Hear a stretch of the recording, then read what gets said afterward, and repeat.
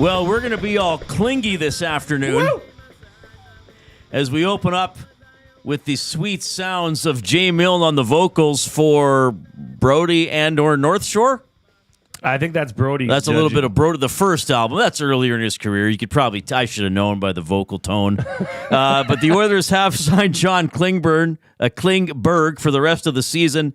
Prorated $1 million plus a signing bonus of $350K. So it's a signing bonus, so it's paid out this year, so that eats up some of the cap. But they're taking a chance on this player who has not played in the NHL since November of 2023, the second week in November in 2023. A long time out of action for Klingberg, but he comes in, not a lot of money. Is he going to be competent, helpful, very good? I guess we'll see. And that is something we will discuss in depth throughout the afternoon here on the Reid Wilkins Show with Jay Milne. We are happy to hear from you. Obviously, Klingberg is going to be a big topic coming into the River Cree inbox at 780-218-9999. The inbox presented by River Cree Resort and Casino. Featuring Italia Restaurant, home of the $6.99 brunch special from 11 a.m. to 4 p.m. on Sundays. You can email Reid at EdmontonSportsTalk.com. I look forward to getting hopefully several limericks emailed to me today. And of course, if you are in the Nasty Chat on YouTube, chat with us and with each other there. You've been doing a great job so far today. Give us a thumbs up. Click the little Fonzie button. Hey! That is a horrible Fonzie impression. Hey. How did he actually sound? Hey. I don't remember how he sounded. Remember the actor? Yes. His name is escaping me at the Henry Winkler. Henry, of course. Henry Winkler. Also appeared in the first Scream movie. Anyway, give us the thumbs up as well. If everybody did it right now, we are in double word of the day territory. Woo! So just go in there and do it, because we want to get to the word of the day, hopefully twice. We want to have two words of the day. And Zachary Kubusch has made us an incredible word of the day intro that we want to play ad nauseum. Because if there's one thing I've learned in 4.5 months at Edmonton Sports Talk, that if you have a soundbite, you can play it ad nauseum. Yes. You can even play a soundbite until it makes my day. Like, I turn on the morning show, that's all I hear. It's just ways for them to get to that soundbite. So anyway, please jump in and participate with us. A hot Oilers topic and a hot Oilers team, which Jay and I want to be sure to talk about today. We want to be sure to talk about it because this team is doing, well, in terms of what they did last night, and I'm not going to say what Jay has, but Jay Milne did something new for him today and showed a lot of initiative. He has a historic stat for you, notes on a historic performance by the Edmonton Oilers. And again, I want to acknowledge this because we keep using this day as the cutoff. Since November 9th, in 31 games, the Oilers have gone 23-6-2 for a 774 points percentage, almost 80% of their available points, with a power play of 28.6% and a penalty kill of 85.9%. That's what we've seen now for, about 10 weeks. So it's pretty darn good. And we want to talk about what they were able to pull off last night with that comeback against a very good Colorado Avalanche team. All right, let's talk about Klingberg a little bit, Jay. Some of our stuff before we dive into some of the Nasties contributions and just some other things. Just your initial thought. And I know it had been talked about. We didn't talk about it a ton on this show, but we know it was out there. Initial thoughts once we knew the deal was going down. Right shot D, cheap, plenty of time prior to the trade deadline to give this new asset a test drive. Why not? It's not killing you. Is it exactly? And I think what it is seeing if it can add more depth. This is not the long-term answer or the playoff run answer in terms of the defensive player that the Oilers want to acquire. But I say, why not? Yeah, sure. Give it a test drive. If it doesn't work out, guess what? You can always move on. But why not? Fair? And the key word I should stress is depth. They're very thin on defense. I mean, if Nurse, Ekholm, Kulak, somebody went down, they're hard pressed to fill those minutes. This gives you an option for that. Yeah.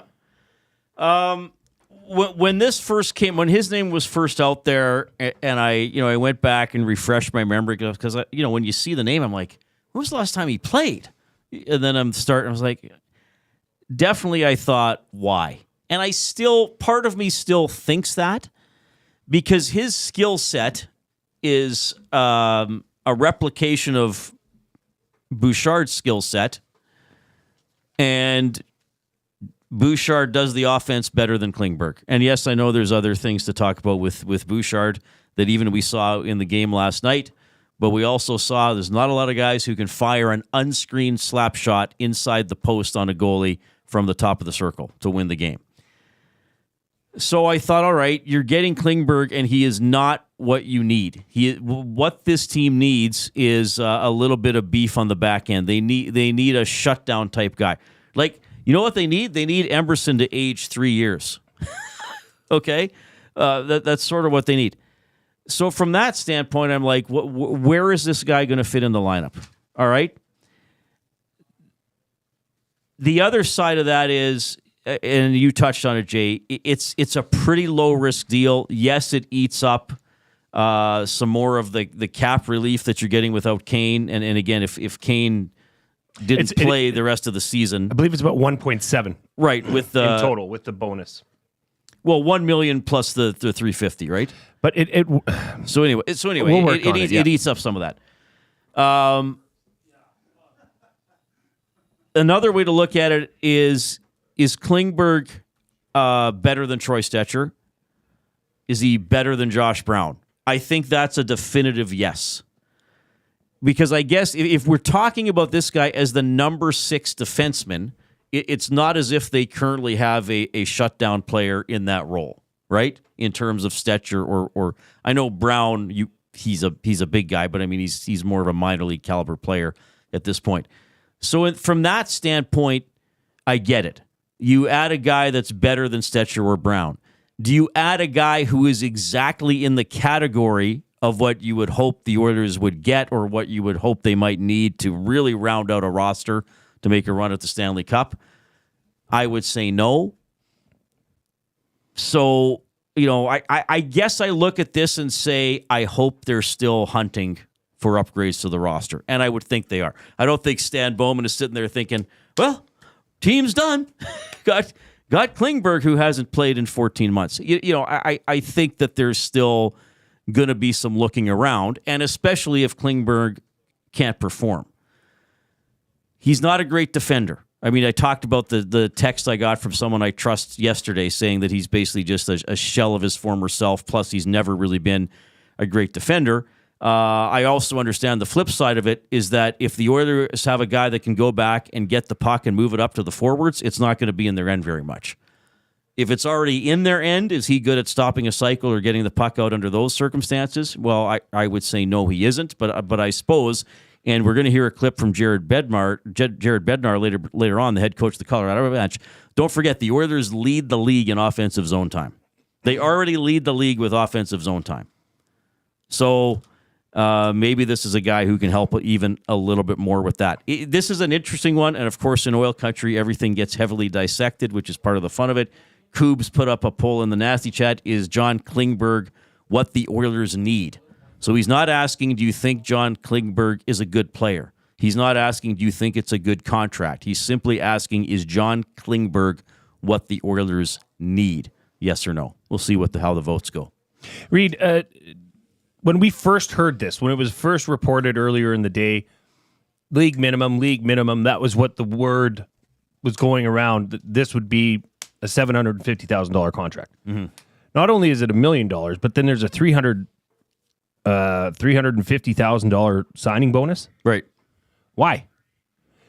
Was the market hot for John Klingberg? Was he getting offers clearly not. Well, it sounds like other teams were interested and that his first choice was the Oilers and that the Oilers were going to pay him. So Puckpedia, a salary of $1 million, signing bonus of $350K, cap hit 1.74. Cap hit is higher than 1.35 face value due to the signing bonus on a deal starting mid-season. Okay.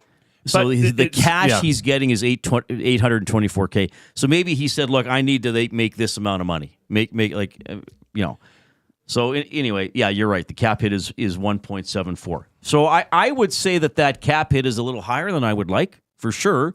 You'd like it to be league minimum. I see people asking in the nasty chat, why is there a signing bonus? Why this? Why that?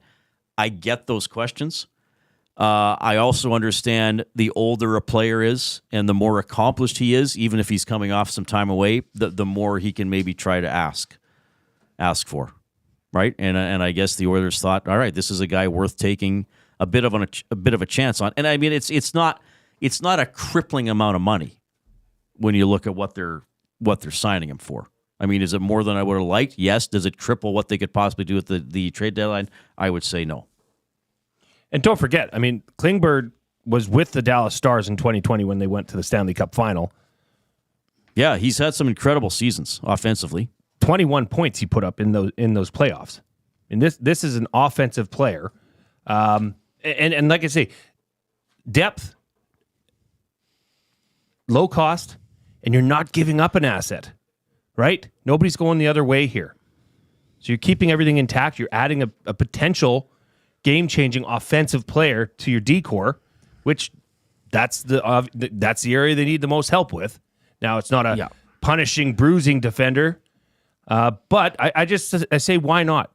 Why not take this opportunity to try this out? Well, the depth angle is an interesting one, Jay, and this is what's fun discussing these because there's so many different ways to look at it. I mean, I think there is just the blatant yes/no question that is this the style of player that the Oilers need? I think the answer to that is no. But you mentioned depth. When you get into the playoffs or into the play, I mean, they've been pretty fortunate with injuries the last two seasons, quite frankly. I know Kane has missed most of this year, but if you look at it, I mean, heck, we thought Ekholm might miss a game on Tuesday, and everybody was throwing their wigs in the air, and he played, and that was probably a sickness that would have kept them out one game. So, but you mentioned an interesting thing with depth. The advantage, like to me, the disadvantage of John Klingberg is he doesn't have the skill set of a traditional third pairing defenseman, if that's where he plays, which I think he will. That's a great point. The advantage of John Klingberg is he's better than the two guys you have in that role, Stetcher and Brown, or whoever else has tried it. I guess Dermott tried it, though he's not on the team anymore. But they've been trying players of that caliber. And then you just reference it. If they get into playoff games or high-pressure games or need to do something to clinch first in the division or the conference later in the year and he's got to play, he has been there. Like, you're still playing a player with a lot of games under his belt, and he still has. Now, if healthy, let's face it, if healthy, he still has a helpful skill set. He still has a helpful skill set. It's just perhaps a redundant and lesser quality skill set than another guy on the team, as another guy on the team. Well, to me, that's this simple way of viewing this. Does this signing upgrade your defense? Are the Oilers better today than they were yesterday? Defensively, on the defensive side.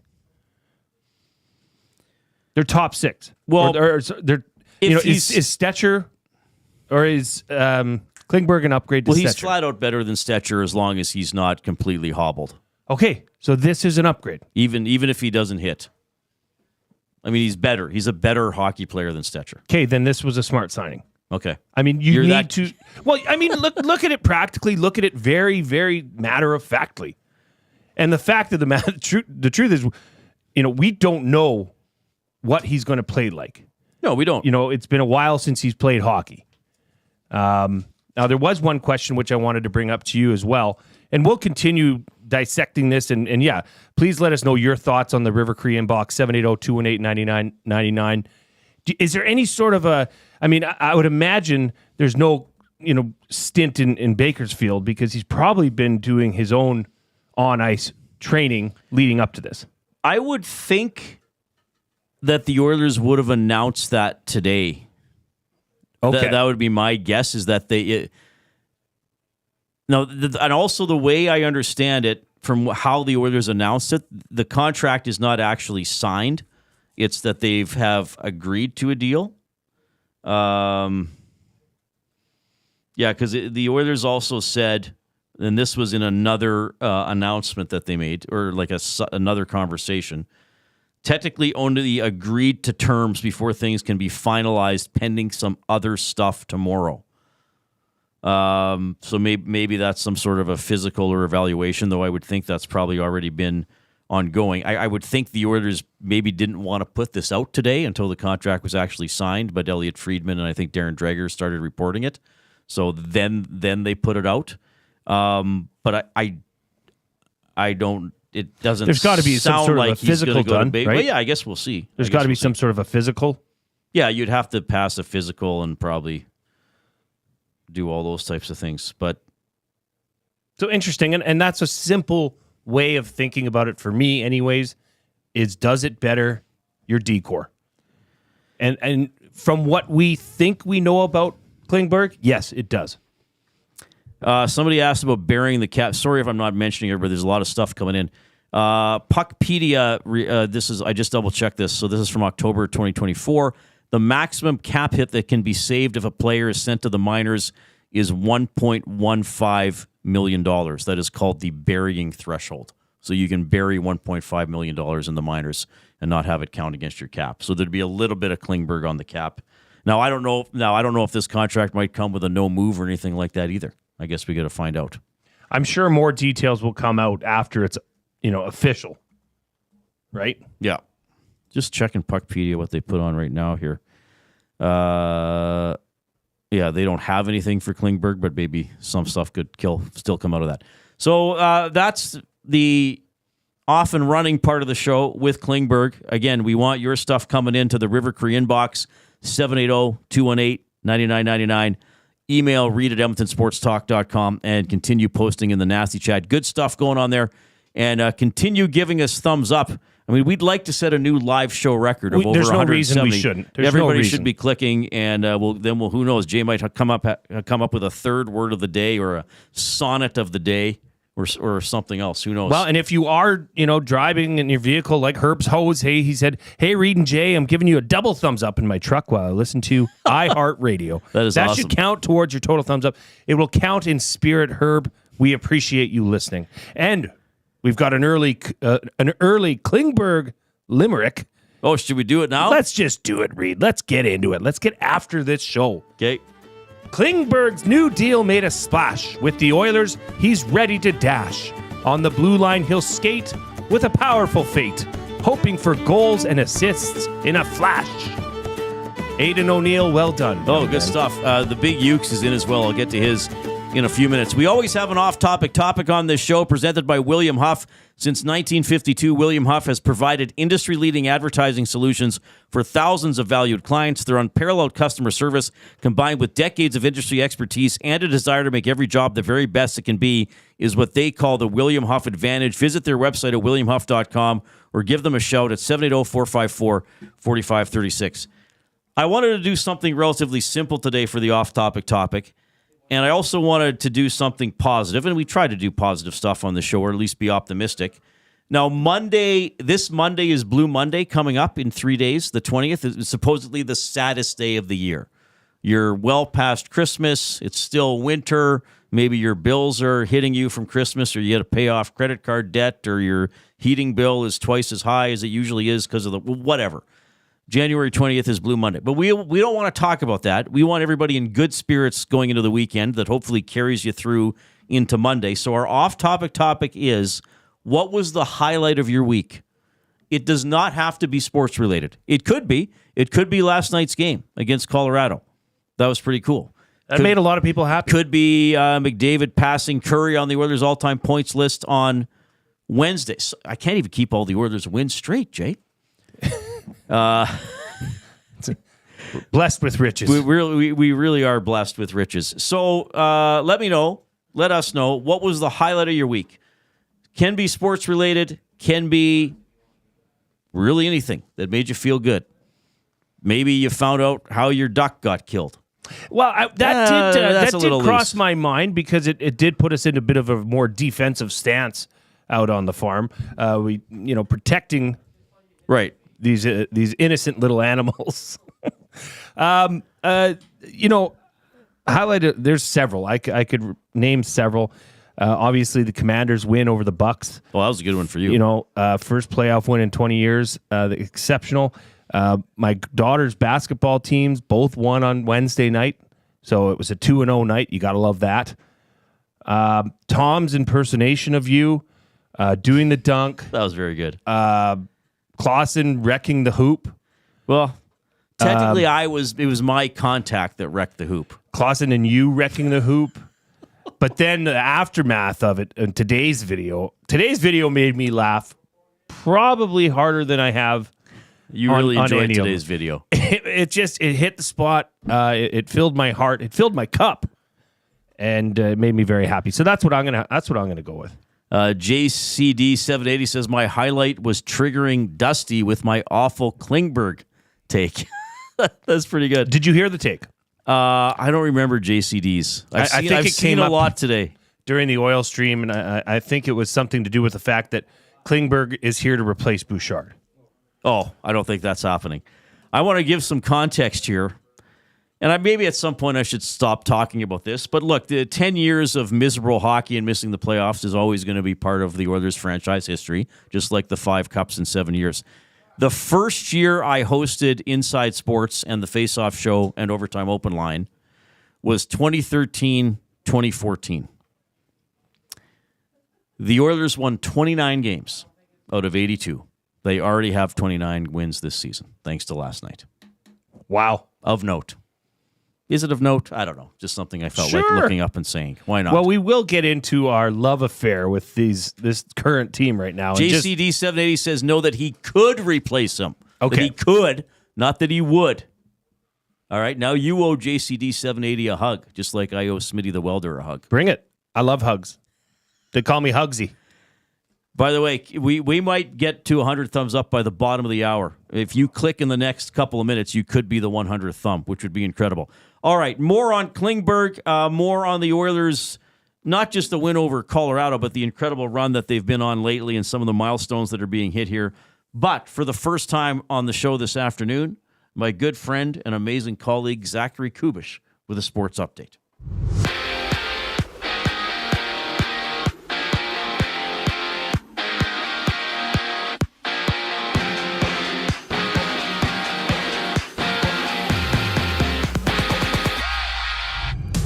32-year-old John Klingberg has signed a one-year deal with the Oilers worth $1 million plus bonuses, and Klingberg most recently suited up for the Leafs, not playing since November 2023. And out east, Maxim Chiplikov has received a 3-game suspension for delivering an illegal check to Ryan Poehling of the Flyers. And just 2 games tonight with Pittsburgh meeting Buffalo, and the Golden Knights and Hurricanes going at it, seeing Frederik Andersen being activated for the Canes off the injured reserve. And with 11 games in the WHL, Regina hosts Edmonton. The Cougars match up against the Chiefs, and the Blazers face the Royals. According to Tom Pelissero of the NFL Network, the Titans are hiring Mike Borgonzi as their next general manager, and Borgonzi spent the last 16 seasons with the Chiefs, winning 3 Super Bowls over that time. And on the court, Toronto visits Milwaukee, Utah plays New Orleans, and the Magic throw it down with the Celtics, seeing 9 games around the association. This sports update is brought to you by Windsor Plywood Leduc, locally owned and operated since 1993. They're more than just plywood. They offer everything from doors and flooring to decking, fencing, and custom millwork. With a huge selection of hardwoods and knowledgeable staff, they're here for all your DIY needs. Windsor Plywood Leduc, the experts you need to know. Reid and Jay continue the Oilers discussion on the other side of the break. I'm Zachary Kubusch for your sports update. GCL Diesel has been serving oil country since 1972. From diesel cars to SUVs to pickups. From farm tractors to school buses to a big rig. From diesel generators to forklifts, GCL can test, troubleshoot, and repair all diesel fuel system components. Whether it's injectors, pumps, turbos, filters, or additive, GCL has the parts you need to keep your diesel running the way it should. For genuine diesel parts at wholesale prices, visit GCL Diesel in the West End or online at GCLDiesel.com. GCL Diesel. Diesel understood. Food Sausages makes their meat with nothing but the best local ingredients. From chicken, beef, and pork, their gluten-free sausages are packed with flavor. Every single bite. Get a 10% discount when mentioning Edmonton Sports Talk in-store or use the code EST when shopping online at foodsausages.ca. Plus, you get free delivery on orders of $100 or more. Find them at 6736 99th Street. Food Sausages. You can't beat our meat. Hey Edmonton, ready to take advantage of lower rates and better pricing? South Fort Chevrolet in Fort Saskatchewan has you covered. From rugged trucks to sleek SUVs. And with over 40 years in business, you can trust that you're getting the best deal on your new ride. As the proud title sponsor of the Nielsen Show, EST listeners can drive a little to save a lot with South Fort Chevrolet's transparent pricing and down-to-earth sales team. Visit us today in Fort Saskatchewan or online at southfortchev.com. The grand opening sale at Sit and Sleep is almost over. This is your last chance to take advantage of the special introductory sale prices on all mattresses. Stop in today for a free pressure point scan using cutting-edge technology so sleepologists can identify the perfect mattress for you. Right now, get free local delivery on any mattress over $7.99 and receive a free bamboo cooling mattress protector. Enjoy grand opening savings with every mattress on sale. Join us on location today for the final celebration at Sit and Sleep in South Common next to Planet Fitness. Don't miss out. The grand opening sale ends soon.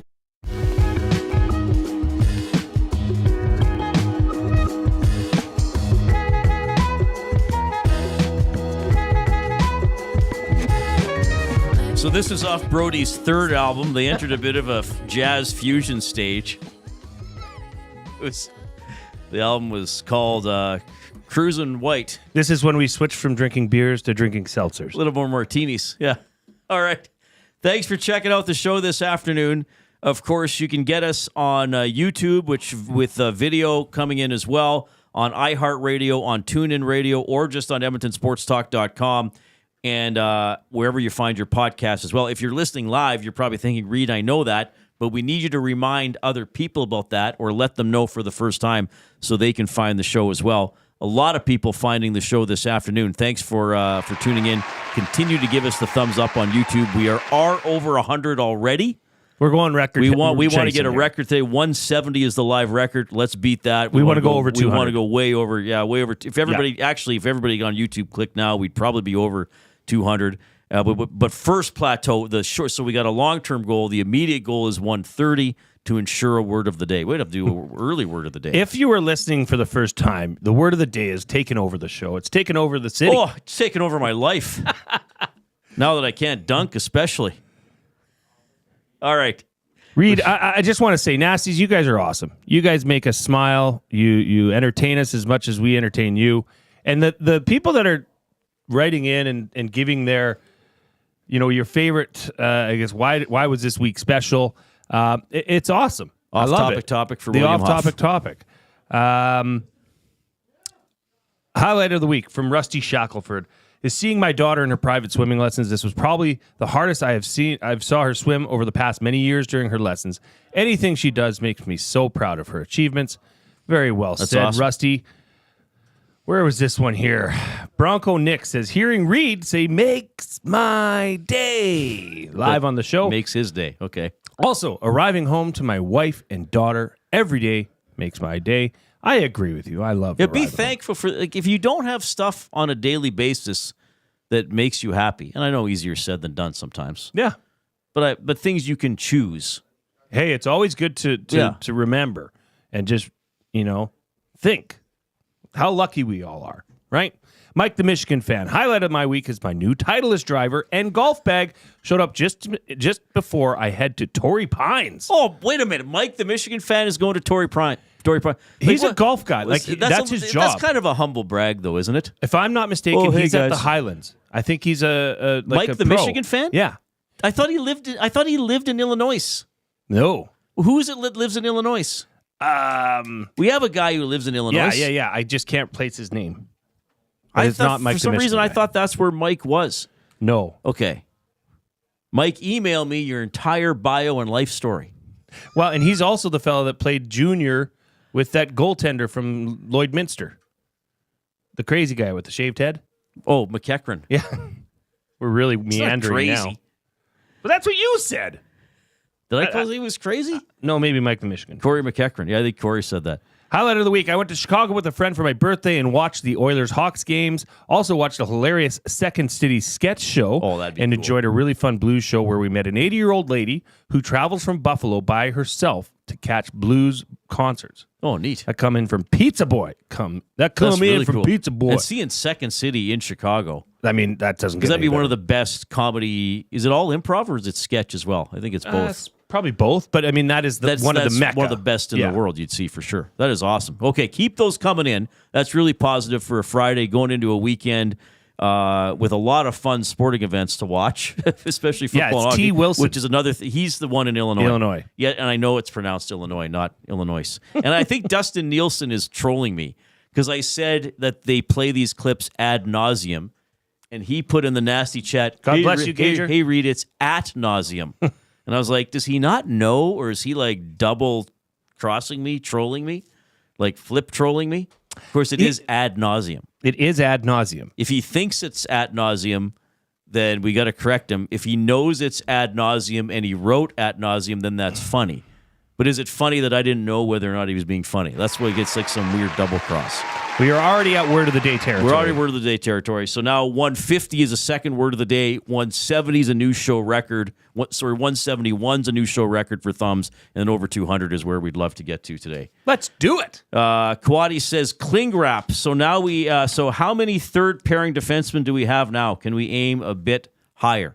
Well, that's fair. We're going to get some of that. So we want your buying or selling on John Klingberg. It's always presented by Damon Bunting, a consistent top-producing realtor in the greater Edmonton area for over 17 years. He and his team would love to help you find that right home or make the move from your current home. Community-driven, he understands what it takes to make a difference in our city. Check him out, DamonBunting.com. Instagram handle, Damon Bunting Real Estate. So, yes, that is the Oilers. Travel day for the Oilers today, by the way. Which flight is this? Denver to Vancouver? I do appreciate that somebody on Twitter put their flight pattern for the last 2 weeks, and I'm like, Oh, really? Yeah, that's a lot. Yeah. Well, yeah, that they flew right over Minnesota on the way back from Chicago. And then did they go right back to Minnesota? There. Yeah, exactly. Reid, is the thought process here, so, okay, buying or selling, Reid? Sorry, did you do the liner? I did. Okay. Did Bunting's liner. Yeah. Buying or selling, Reid? Is Stetcher the odd man out now? Oh, for sure. Okay. That's Yeah, I think Brown will get. They haven't assigned Brown, have they? But I think they'll assign Brown. I don't know. I should say I don't know if Klingberg's going to play tomorrow. That might be a bit of a rush.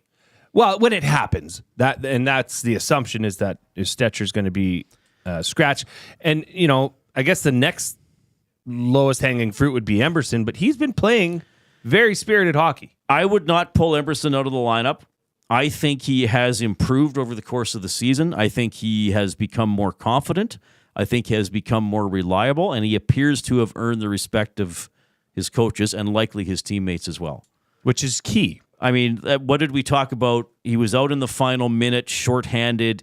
That was in Chicago. And right? then just the other night in Minnesota. Wasn't he Yes. on the ice standing? Yeah, Yes. Was he out at the end against LA? I can't remember. I believe. Like, That he's was the been home- put yeah, in some but pretty critical anyway, moments. He's been out late in the game. Very critical moments. So that's good. And No, I because don't think Emerson's a player in danger of losing his spot, so to speak. Well, and that's the key to all this here is Stetcher. Stetcher's probably punching above his weight class right now as an Oiler. And let's not I think forget that's Stetcher's whole career is Sure. that he's been able to punch above his, like he just is a no-quit type of guy. And do not lose sight of the defensive woes that Oilers fans and the media have been talking about for the entire year. Do not forget that this is the hottest team in the NHL right now. Right. The best team in hockey for the last 2 months is the Edmonton Oilers. With this defensive, the pairings as they are. So don't lose sight of that, which we'll talk about a bit later. It's just what a joy. And really, I mean, you can speak more to it because you were covering the team during the Decade of Darkness, but the change has been amazing. And I mentioned that run since November 9th. In that time, the Oilers are 7th best defensively in the NHL. 2.52 goals against per game, and they are number 1 offensively. in goals for per game, 3.74. Again, with then those stats haven't been padded by a lot of empty netters either. I mean, they've got all these wins, close games, and they rarely score into an empty net. So, yeah, a lot of good things going on. But I don't think, I understand why you ask for the clarity, but there's no way in my mind Eberson would be coming out of this lineup for John Klingberg. So do you expect to see tomorrow that they're sending Josh Brown down? Yes. Okay. Yeah, probably when the Klingberg contract is actually filed, because the wording now is agreed to terms. So Klingberg and Nurse? Leave Kulak and Eberson together? But I do like Nurse and Kulak being together. Yeah. Maybe they continue that rotation. Right. It is kind of moving. They've been finding Kulak extra minutes throughout the entire season, and why not? He's been playing pretty well. Got another goal last night. Nurse is having a good year. And then you have Eberson playing hard, having some games with more ice time. So then maybe you work in Klingberg with Eberson sometimes, and with, I guess, with either Nurse or Kulak sometimes. Going to get to a few texts. Yeah, let's do a couple now, and then we can keep going after the break too. Waste of time signing Klingberg does nothing to improve the team. He and Jeff Skinner will get to enjoy popcorn in the press boxes around the league. That comes in from Terry. Negative Terry. Wow. Well, we'll see, I guess. We'll see how much Jeff Skinner plays. Jeff Skinner did play last night, and the fourth line worked pretty hard, I thought, and helped create a goal. The Kulak goal. That was a fourth line shift. And Skinner, Philp, and Perry were all a part of that as well. Look, I get that. Of course, you're going to have your opinion, and I totally get it that some people are going to say, I do not like this signing at all. But what did I say earlier in the week? I said I wouldn't sign him, but if they sign him, I'll evaluate his play. Well, you have no other choice. That's all I can do as an observer. I actually have no impact on what the Oilers do. Contrary to popular belief. Yeah, exactly. I'm sure that person's being a little humorous with the popcorn comment that they'll be doing a popcorn tour of NHL press boxes or whatever. And quite frankly, I can't sit here and say Jeff Skinner is going to be scratched every game. Clearly, they thought it was Kapanen's time to come out, and Skinner came back in and had a decent game last night. And I've seen this one a couple times, Nash and Whitecourt. I also saw Penner's Pancake say something very similar in the Nasty Chat. High hopes, low expectations. That's my Klingberg hot take. And that's fair, because it's you're really not spending that much to get a look at what was a pretty damn good defenseman. Now, he fell off when he went to Toronto and whatnot, but who knows? Maybe there's still some gas in the tank. Well, I mean, this is a team, don't forget, that was looking at PTOs for Tyson Barrie and some other older defensemen to start the year. So if you could have said at the start of the year Klingberg was in the mix, I think Oilers fans would have taken that. Looking at some of the other options that were out there for PTOs. Yeah, and who are some of the other teams rumored to be after Klingberg? Toronto was one of them, right? I can't remember what. I think it was Dreger said something earlier in the week. And maybe the Oilers just thought, fine, we technically have the cap space with Kane not playing. If Toronto won't go over $250 for a signing bonus, fine, we'll go to $350 and we'll have him. And if there was another good Western team in the mix form, maybe you're just thinking, okay, fine, at least we have him. And if he's no good, he's no good. But if he's really good, we have him, and that other team doesn't. River Korean box is 780-218-9999. We're getting some good comments in the Nasty Chat as well. We're going to hit on more of those for buying or selling from Damon Bunting. Keep clicking the thumbs up on YouTube as we are almost in double word of the day territory already. Here comes the Koob with a sports update.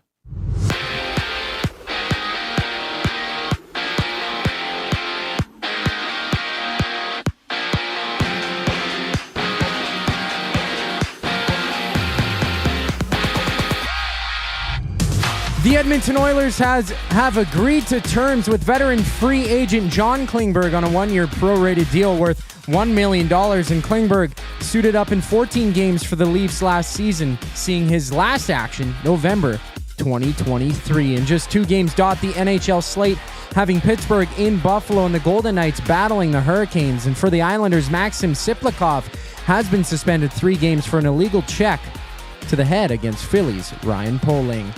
For the Oil Kings, they're on the road in Regina, while Calgary hosts Medicine Hat, and Seattle goes head-to-head against Kelowna. And the Nate Ook's men's team takes on the RDP Kings, while the women's team is out in Red Deer facing the Queens. And according to Tom Pelissero of the NFL Network, the Titans are hiring Mike Borgonzi as their next general manager. Meanwhile, the Chiefs have activated Jalen Watson from the injured reserve. And the NBA sees 9 games with the Raptors playing the Bucks, the Nuggets facing the Heat before the Lakers and Nets throw it down.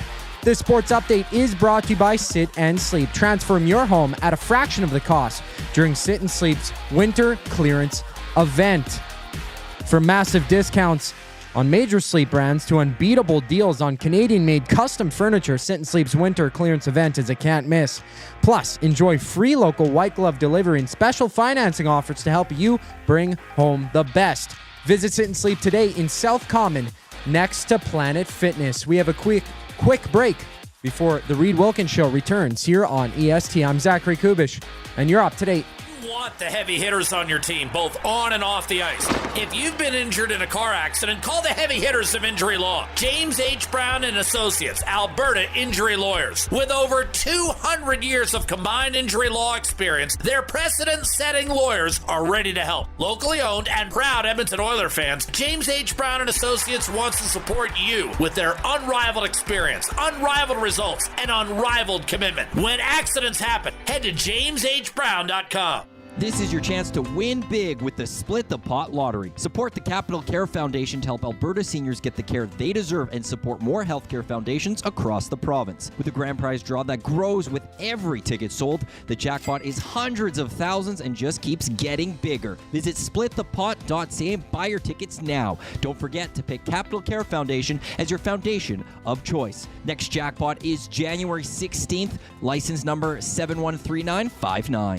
Gallo LLP is an Alberta-based accounting firm with expert chartered professional accountants in both our Edmonton and Sherwood Park accounting firms. Our experienced and innovative accountants provide financial advice that saves our clients money. Simply put, we help our clients protect their assets and grow their businesses. At Gallo LLP, they go beyond the numbers to ensure the continued success of your business. Reach out to Preet or John to discuss how they can help your business grow. Visit gallollp.ca today and see how they can help you take your business to the next level. Looking for quality building materials and friendly advice? Visit us at Windsor Plywood Leduc, family owned and locally run since 1993. From interior materials for doors, flooring, baseboards, and all the finishing touches to all you need for your outdoor projects like cedar lumber for decks and fences, plus all the plywood you'd need. Our full-time on-staff carpenter can help with anything odd-sized or custom, and from domestic hardwoods to exotic selections, we've got you covered. And if we don't have it, we'll track it down for you. Windsor Plywood Leduc.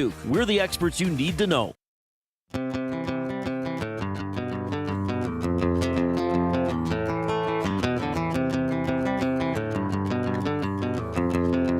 Edmonton Oilers have signed defenseman John Klingberg for the rest of the season. He hasn't played since he was in the Leafs lineup in November 2023, coming back from hip surgery.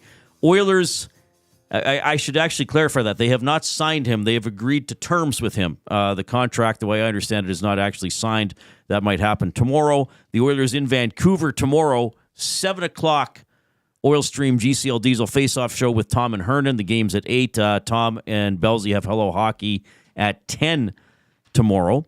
If you are want to check in with us on social media, of course, Edmonton Sports Talk has an Instagram account, has a Facebook page, on Twitter or X or whatever it's called now. Get the station at YEG Sports Talk. Get me at Reid Wilkins, ReidWilkins. Get Jay at Jason Milne, at JasonMilne. Okay, we are buying or selling for Damon Bunting. Just your feedback on the Klingberg signing and some other things as well. First of all, Strummy says, Reid, I hear you are from Evansburg. Did you grow up there? My mom's from there. Yes, I did grow up in Evansburg, grades 2 through 12, and then several times back there until my parents eventually retired and move to Edmonton. So yes, hello to anybody from Evansburg listening. Sean says, given the year's results to date, would Nurse be considered the second D-man on this team behind only Ekholm, Bouchard the third, then Kulak and Emberson? I don't know. Like, I kind of look at how a player plays his role. I think the best all-around defenseman on the team is Matthias Ekholm. I do think Nurse is having a very good year. I do think that Nurse is never going to have the offensive upside that you might have hoped a 7th overall pick would have, or what he did in the All-Canadian division year when he torched Ottawa goaltending, quite frankly. But Nurse is doing his, like salary aside, I think Nurse is at or near his potential most of the time. I think Matthias Ekholm is at or near his potential most of the time. I think Ekholm leans off, or Bouchard leans offense. There is no doubt that Bouchard is the best offensive defenseman on the team, and it's not close. All round, sure, he's probably behind Ekholm and Nurse.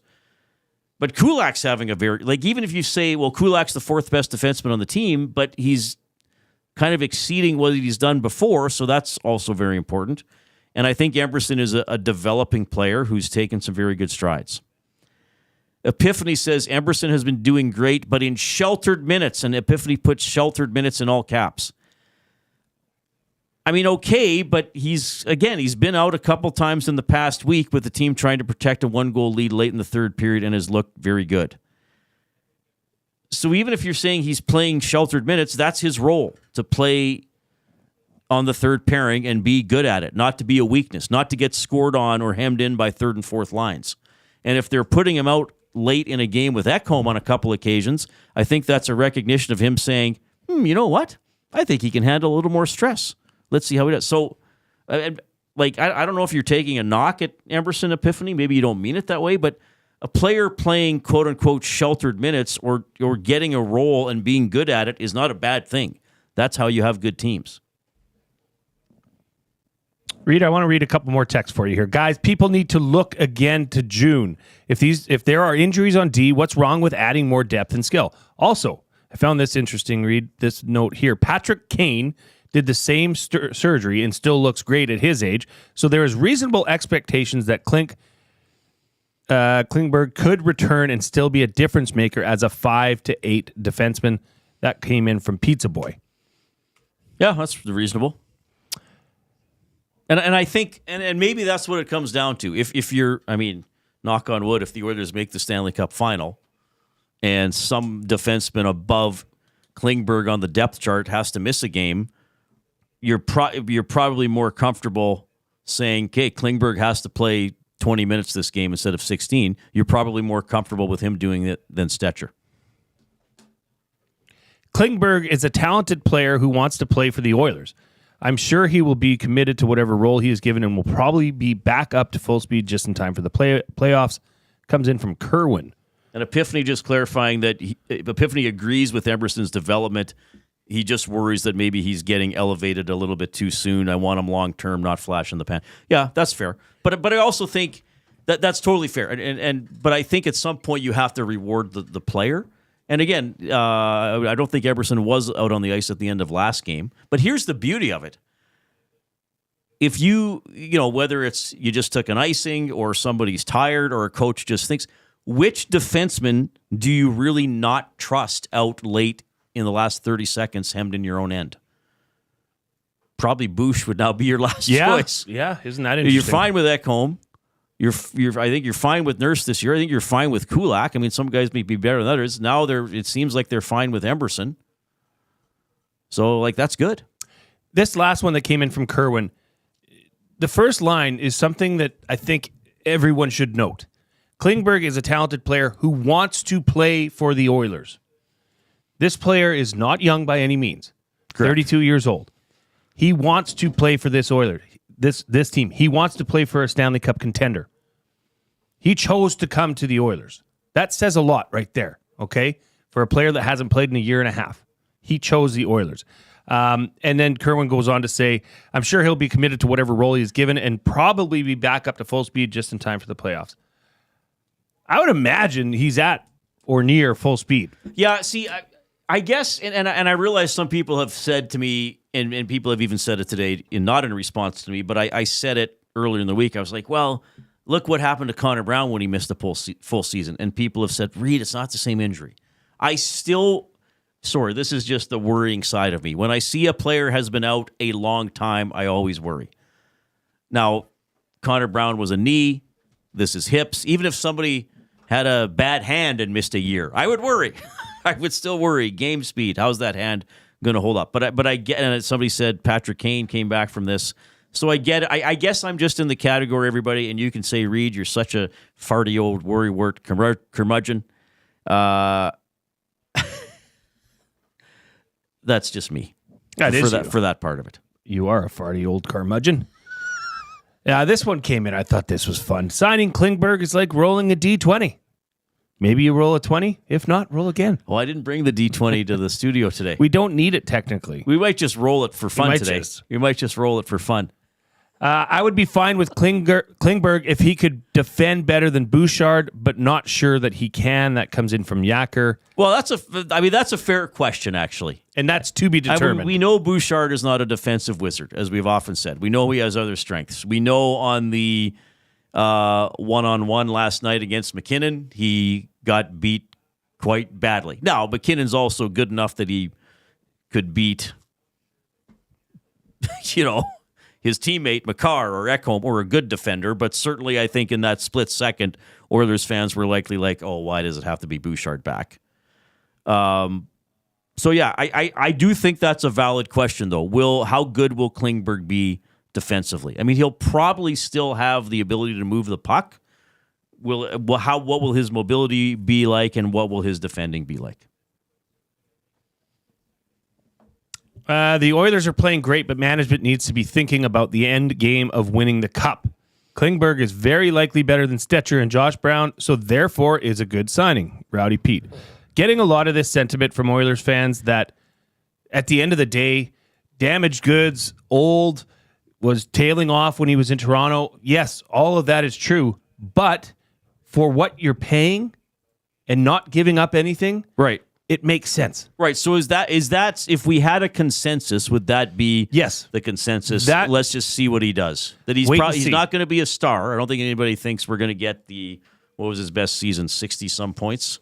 Well, and you're having a player that wants to be here. 67 points one year, yeah. And a player that would fit in with whatever role he can, wherever he can, right? The bonus criteria is a signing bonus, by the way, for Klingberg. It's a flat-out signing bonus. So is that sort of the consensus, that everybody is like, worth the risk, probably will be okay?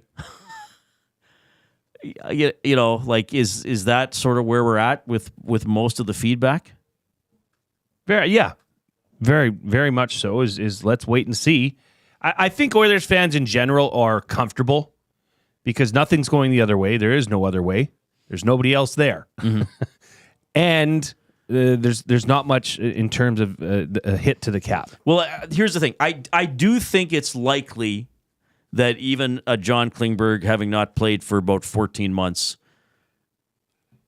I do think it's very likely he's better than Troy Stecher. And they have not been relying on Troy Stecher in tense defensive situations, right? So if he comes in and he's better than Stecher, and you're still going with the four guys I mentioned before that you're putting out on the penalty kill, I guess Stecher killed penalties a little bit, I think, if he had to. But so here's the thing. So you got Klingberg. He's better than Stecher. And if you're protecting a lead in the final 5 minutes of a game, you're still rolling through Ekholm, Kulak, Nurse, and Emberson. And probably a little bit of Bush.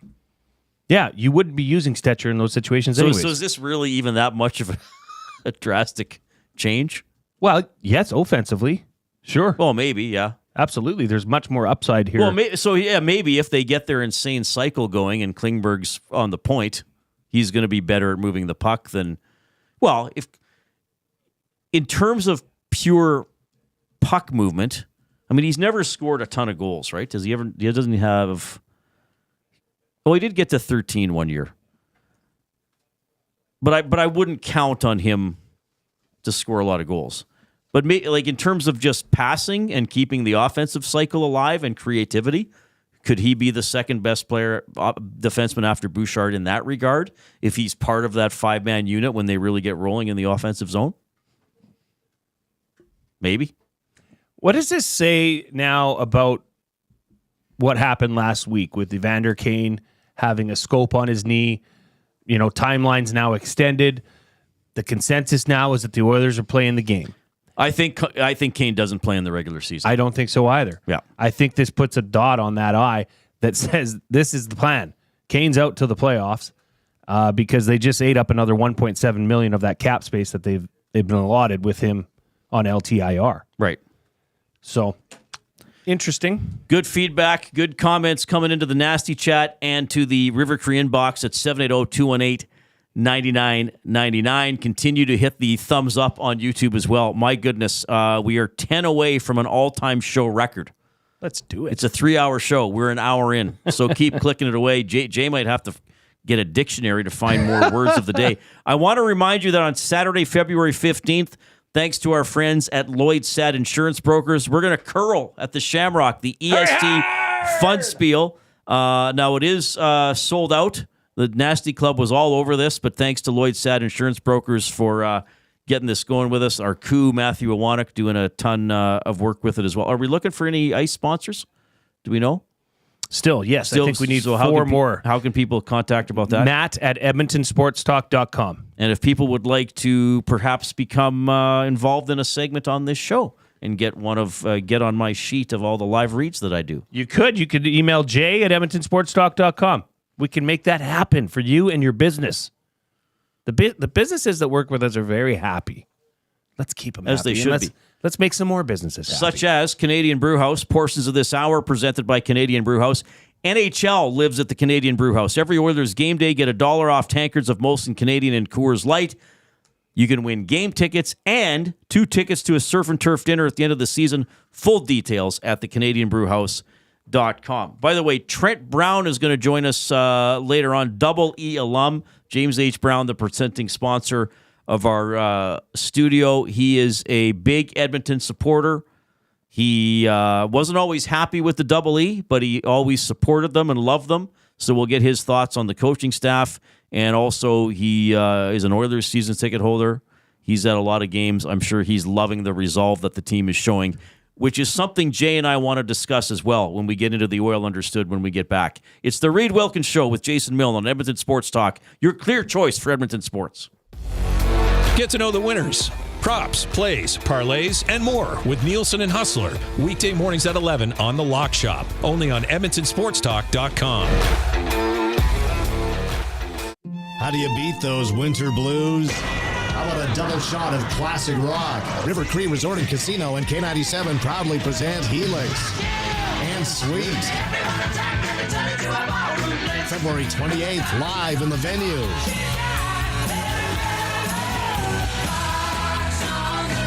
Helix and Sweet. Get your tickets now at rivercreeresort.com. River Cree Resort and Casino. Excitement. Bet on it. Celebrating 70 years in the signage industry, William Huff Advertising is the most recognized name in the game. An in-house, one-stop shop for all of your design, print, and installation needs. William Huff provides quality graphic solutions for everyone. Here in our City of Champions and throughout the nation, they are the preferred signage partner entrusted by many of the biggest corporations, pro sports teams, and organizations to bring their identity to life. Recognize the name, get in the game. WilliamHuff.com. Playmore Tables and Games. Playmore Tables and Games. Make the most of your fan game. Oh, you want to, you need to, you know just what you gotta do. It's time to add some fun to your life. Make the most of your fan game. Playmore Tables and Games. PlaymoreGames.ca.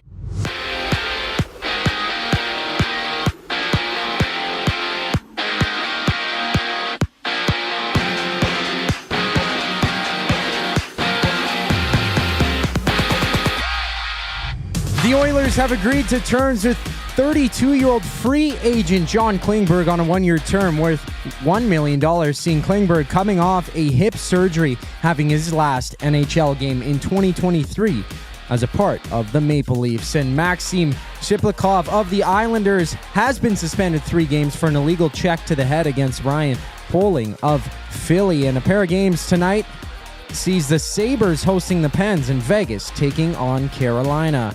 There's 11 games in the WHL, having Edmonton visit Regina Winterhawks battling the Warriors, while Saskatoon faces Red Deer. And down south, Tom Pelissero of the NFL Network has reported the Titans are hiring Mike Borgonzi as their next general manager.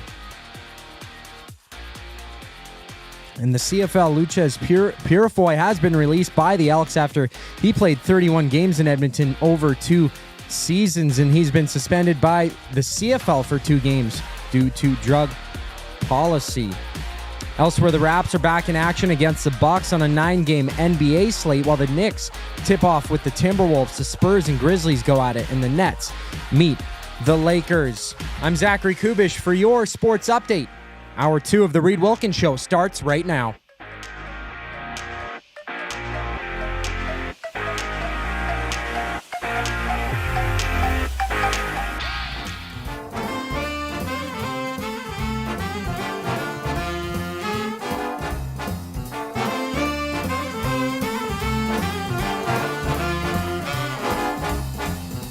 All right, incredible day. We have a new record. Hey, what you saying there, Reid? That's you on the... I don't know what instrument I'm thinking of. Trumpet? There a trumpet in there? That's what I was trying to think of. It's a clarinet. Is there a clarinet in there? Sure. Drums. Maybe percussion. Maybe an oboe. We have a new record for live thumbs up on the show in only an hour. We're at 171. Let's get over 200 for sure, as we are in the James H. Brown studio. James H. Brown Personal Injury Law Firm, the heavy hitters of injury law with over 200 years of experience. James H. Brown will get you the settlement you deserve. Check him out, jameshbrown.com. Book your private consultation today. As we've been talking about, John Klingberg has been signed by the Edmonton Oilers for the rest of the season. Jimbo wants more of those tunes. What can you play more of that style of tune there, Koob? Where are you getting those? Can you tell us? Can you disclose it? Can you let us know? I know you're. I'm stalling because I just realized you're eating. The YouTube audio library. There's a lot of tunes there, and we won't get banned for playing those. No, there's certain. You don't have to attribute it or anything. I like the jazzy style music. I don't know a lot about jazz, but I have some stuff I listen to on my Apple Music. And we have our very own jazzy. Jasmine. We have Jasmine, who's in the nasty chat, saying that I feel like all the EST shows today were bangers, even with Reid ruining our Coke Pepsi experiment on the Hangout. Dash, just kidding, Reid. Kidding, not kidding, I think. I did sort of make a little bit of a goof up. Yeah, whatever. I was overly energetic and as a result, disrespectful. It was just a taste test, right? John Klingberg in the nasty chat, referencing our poll that says 65% no is John Klingberg what the Oilers need. John Klingberg writes, 65% of you are wrong. Wouldn't that be amazing if it was him? Welcome. Probably isn't. That would be amazing. It says he just joined YouTube yesterday. So this is probably an Oilers fan, which is fine. That's very funny. I do appreciate that humor. All right, let's dive into, and Jay Milne did some great stuff here to start off the Oil Understood, presented by GCL Diesel, providers of the best diesel engine components around. From turbochargers to injectors, fuel pumps to sensors, they are the critical engine component experts, proud to serve Edmonton and Northern Alberta for over 50 years, now a partner of Edmonton Sports Talk and the Reid Wilkins Show. GCL Diesel. Understood. Go ahead, Jay. Well, it was a 3-0 lead early in last night's game for the Avalanche. McKinnon was on fire. McKinnon was doing McKinnon things. And I, Oilers fans must appreciate his skill. Yes. It is just magnificent to watch. But, I started thinking, okay, so the Oilers obviously came back, took that game 4-3. There was no quit, which we will talk about. But I wondered, how many times have the Oilers been down 3-0 in the history of their franchise? Well, I'll tell you. They have been down 3-0 exactly 430 times in the club's existence. Okay. The first time they were ever down 3-0 was and won. Well, sorry, and won. So they've been down 3-0 430 times. How many of those have they come back and won? What's your guess? Well, Kub. Well, I know yeah. now because you gave me the stat. Kub, you don't know the number. I didn't tell you this stat. How many of the 430 times the Oilers have been down 3-0 did they come back to win? 27. Wow, that's Good a guess. very good guess. 21, 401, and 8 is the record when down 3-0 in a game. 21, 401, and 8. And I should reference. Can I just tell? Yes. You emailed NHL Stats I for did. the first time. I'm Yes. proud of you. Thank you. Which is a great resource. And they thanked me. Well, they're good. They're great to deal Because with. they said, thank you. This is what we're here for. I threw a couple of stuff at them like during games when I was getting ready for Overtime Open Line. If I didn't have time, because I'm pretty good at sorting stuff, but sometimes with game things, you can't get every box score or you can't search it the same way. So the one thing, though, that I just thought of, and I'm not criticizing you. I just want to make a clarification. Yes. Because you said 3-0. So that could be a game they were down 2-0 and allowed an empty net goal with 2 seconds left. Where Sure. you're not going to come back from. So this is any game they were down 3-0 at any point in the game. Absolutely. Right. Yeah. So which is still interesting, though. Anyway. So the first time that this ever happened was in January 14th, 1981. The Oilers fell down 3-0 to the Leafs before coming back and winning 7-4. What year was that? January 14th, 1981. So the 80-81 season. I want to try to find the It was 8.5 months before, or 9.5 months before I was born. You were not even born? No. Wow. Reid, we have the list here that not only did they tell me the stat, but they also provided in detail every game that they have come back and won. I wanted to get the box score off Hockey Reference. So January 14th, 1981, Yes. in Toronto, Terry Martin scored in the first period. Rick Vive and Martin again scored in the second period. So the Oilers were down 3-0, 6:10 into the second period. Gretzky scored in the final minute of the second period. Dave Lumley scored a minute 23 into the third. Wilf Paymont replied 6.5 minutes into the third, so the Leafs were up 4-2. And then the Oilers scored the last 5 goals of the game. Curry, All in the third. Curry, Gretzky, Fogelin shorthanded, Stan Weir, and then Stan Weir again into an empty net. So they got 5 goals in the last 12 and a half So they minutes. won a game 7-4 that they didn't score their first goal till late in the second. Till there was 35 seconds left in the second period. They won and they got 7 total. Wow. It was a bit of a different era, obviously. Wow. I'm going to poke around on that. I'm going to keep trying because they seemed really happy that somebody was asking them to do some research. Because I asked you first and you said, sorry, I don't think I could I wouldn't do know that. how to search. Like, as you know, I'm good at searching like certain player stats or what happened between certain days or even going back for some stuff. And you're learning. Like, part of it for me, though, is just learning. Like, where can I get something? What website is good for this? I'll tell you one website I showed Jay earlier this week.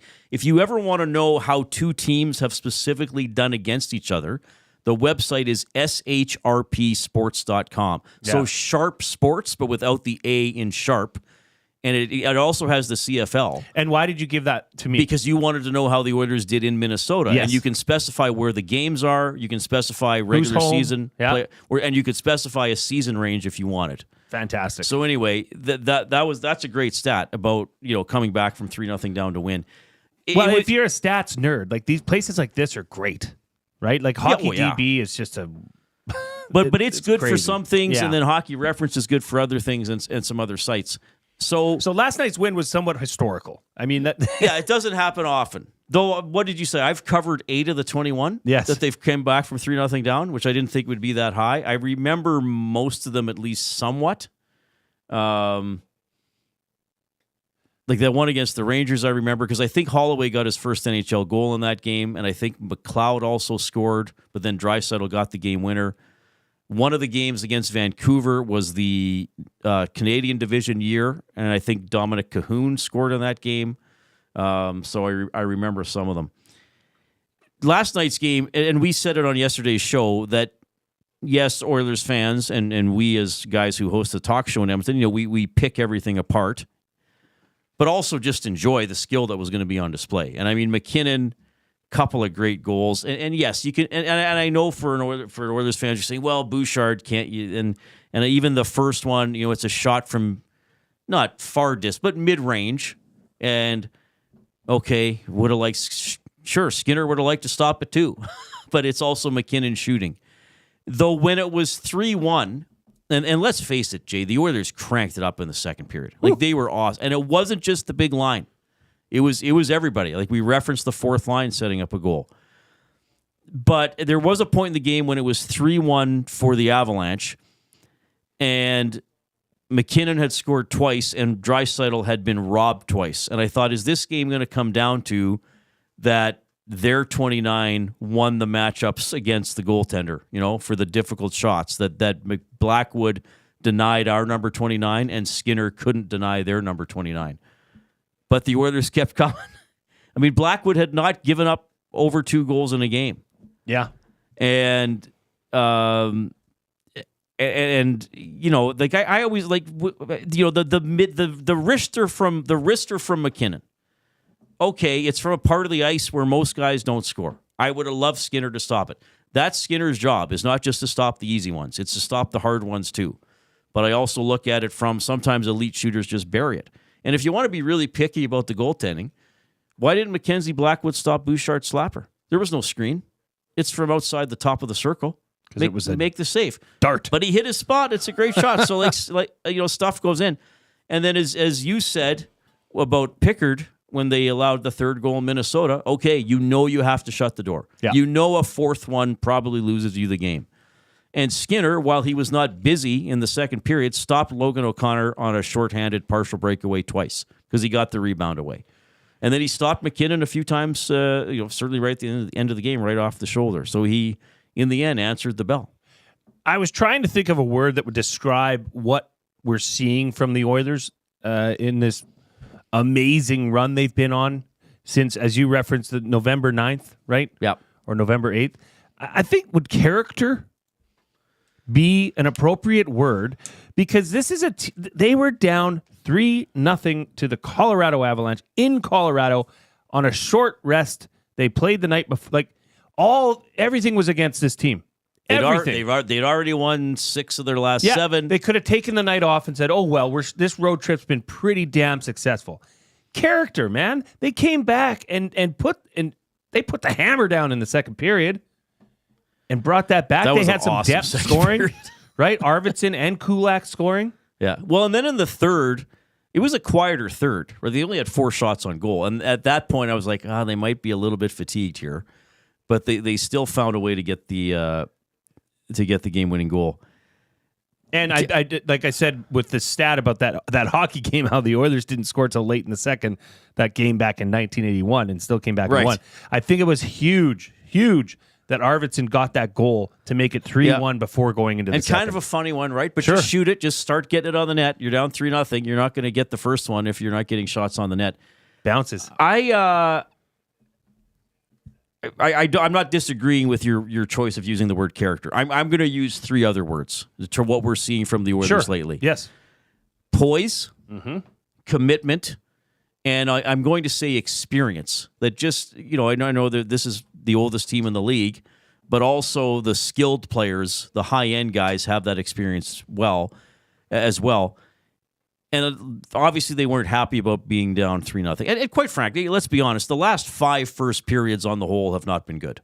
They've gotten out of a couple of them tied because they rallied to tie it against Minnesota, and they got out of the first period against LA tied. Skinner made a couple of good saves, and then they kind of put it together once Henrique drew that penalty late in the first period. But the last 5 first periods have not been good. Eventually that's going to come back to bite them. They're not going to come back or they didn't come back all the way against Pittsburgh, but they played better. But yeah, they didn't, because sometimes you see a team fall behind and they might crank up the pressure, but they're still not under control. So the Oilers cranked it up, but they weren't giving up odd man rushes the other way, except for the one shorthanded. But it wasn't insane, out of control pinches or low percentage plays or taking a chance. It was just, okay, let's get back to how we can play. Let's work. The top two lines, let's pass the puck and work. Lines 3 and 4, let's get the puck down low. Let's get in the way. Let's take away clearing opportunities. Let's body check. It was just that recognition of, okay, we can't score. There are no 4-point plays in hockey. There are no 3-point plays.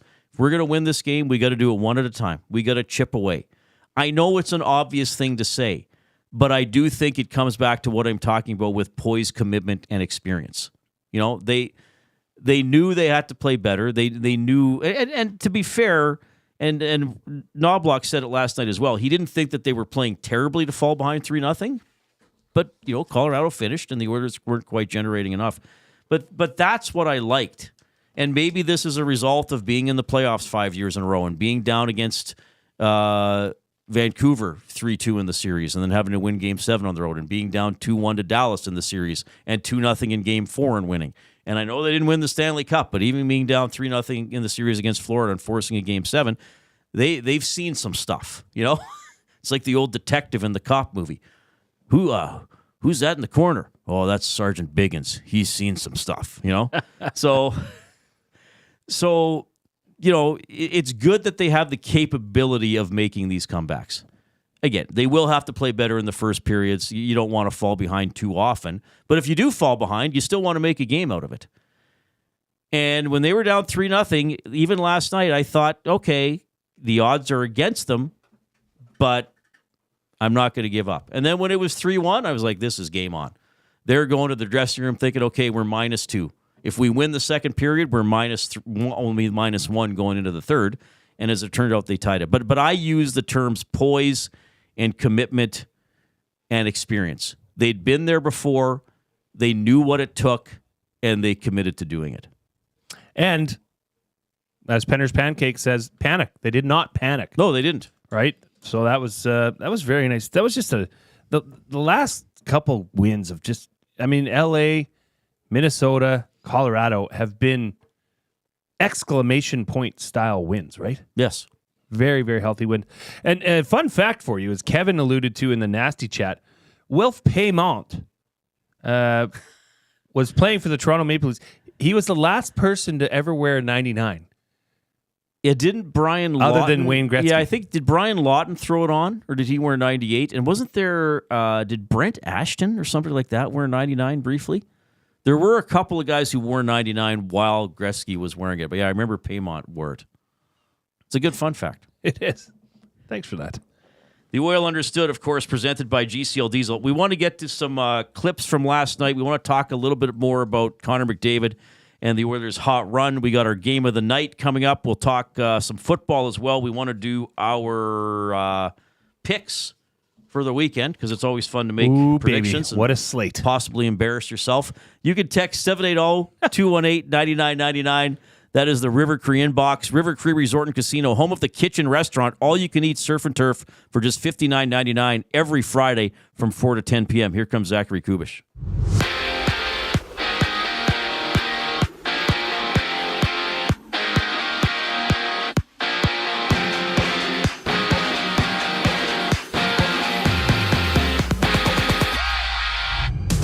.32-year-old John Klingberg has agreed to terms with the Oilers, prorated at $1 million for the remainder of the season.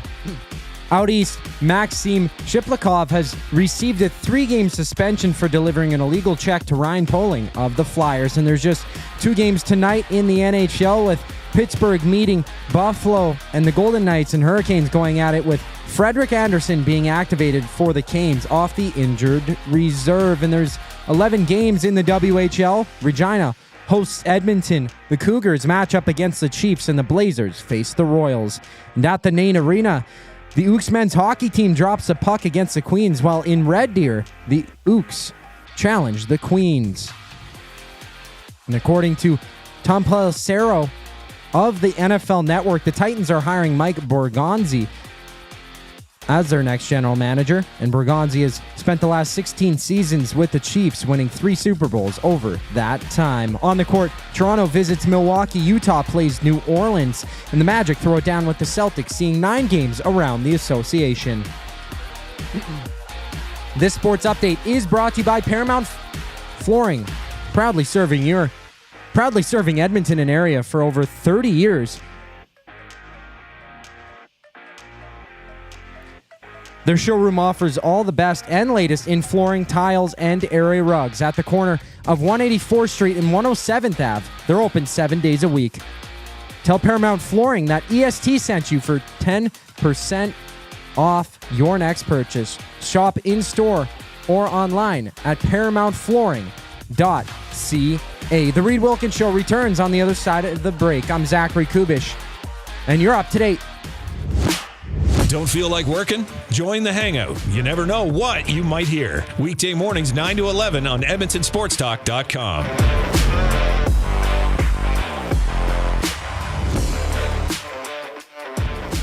Make a fresh start in the new year with Sentinel Storage. With convenient locations near you, Sentinel Storage is here to help you make space for everything 2024 holds. Sentinel Storage. Shop Canadian, store Canadian. Try 4 weeks free. Visit sentinelstorage.ca. Got some gently used furniture or home goods that need a new home? Find Edmonton is here to help. Every month we furnish over 100 homes to those transitioning out of homelessness, and we need your gently used furniture and home goods. Drop off at 5120 122nd Street or call for free local pickup. Just visit findedmonton.com to learn how your donations can help create a home for someone in need. Plus, shop our thrift store, in-store or online, with proceeds benefit those moving out of homelessness through housing supports. Visit us at findedmonton.com. Find Edmonton, supporting our community one home at a time. The Canadian Ice House is taking your sports experience to a higher level. Trackman golf simulators are now open at the Ice House, an immersive and realistic golfing experience in the heart of downtown Edmonton. Visit in-store or at thecanadianicehouse.com for details. Get to know the winners, props, plays, parlays, and more with Nielsen and Hustler. Weekday mornings at 11 on The Lock Shop, only on EdmontonSportsTalk.com.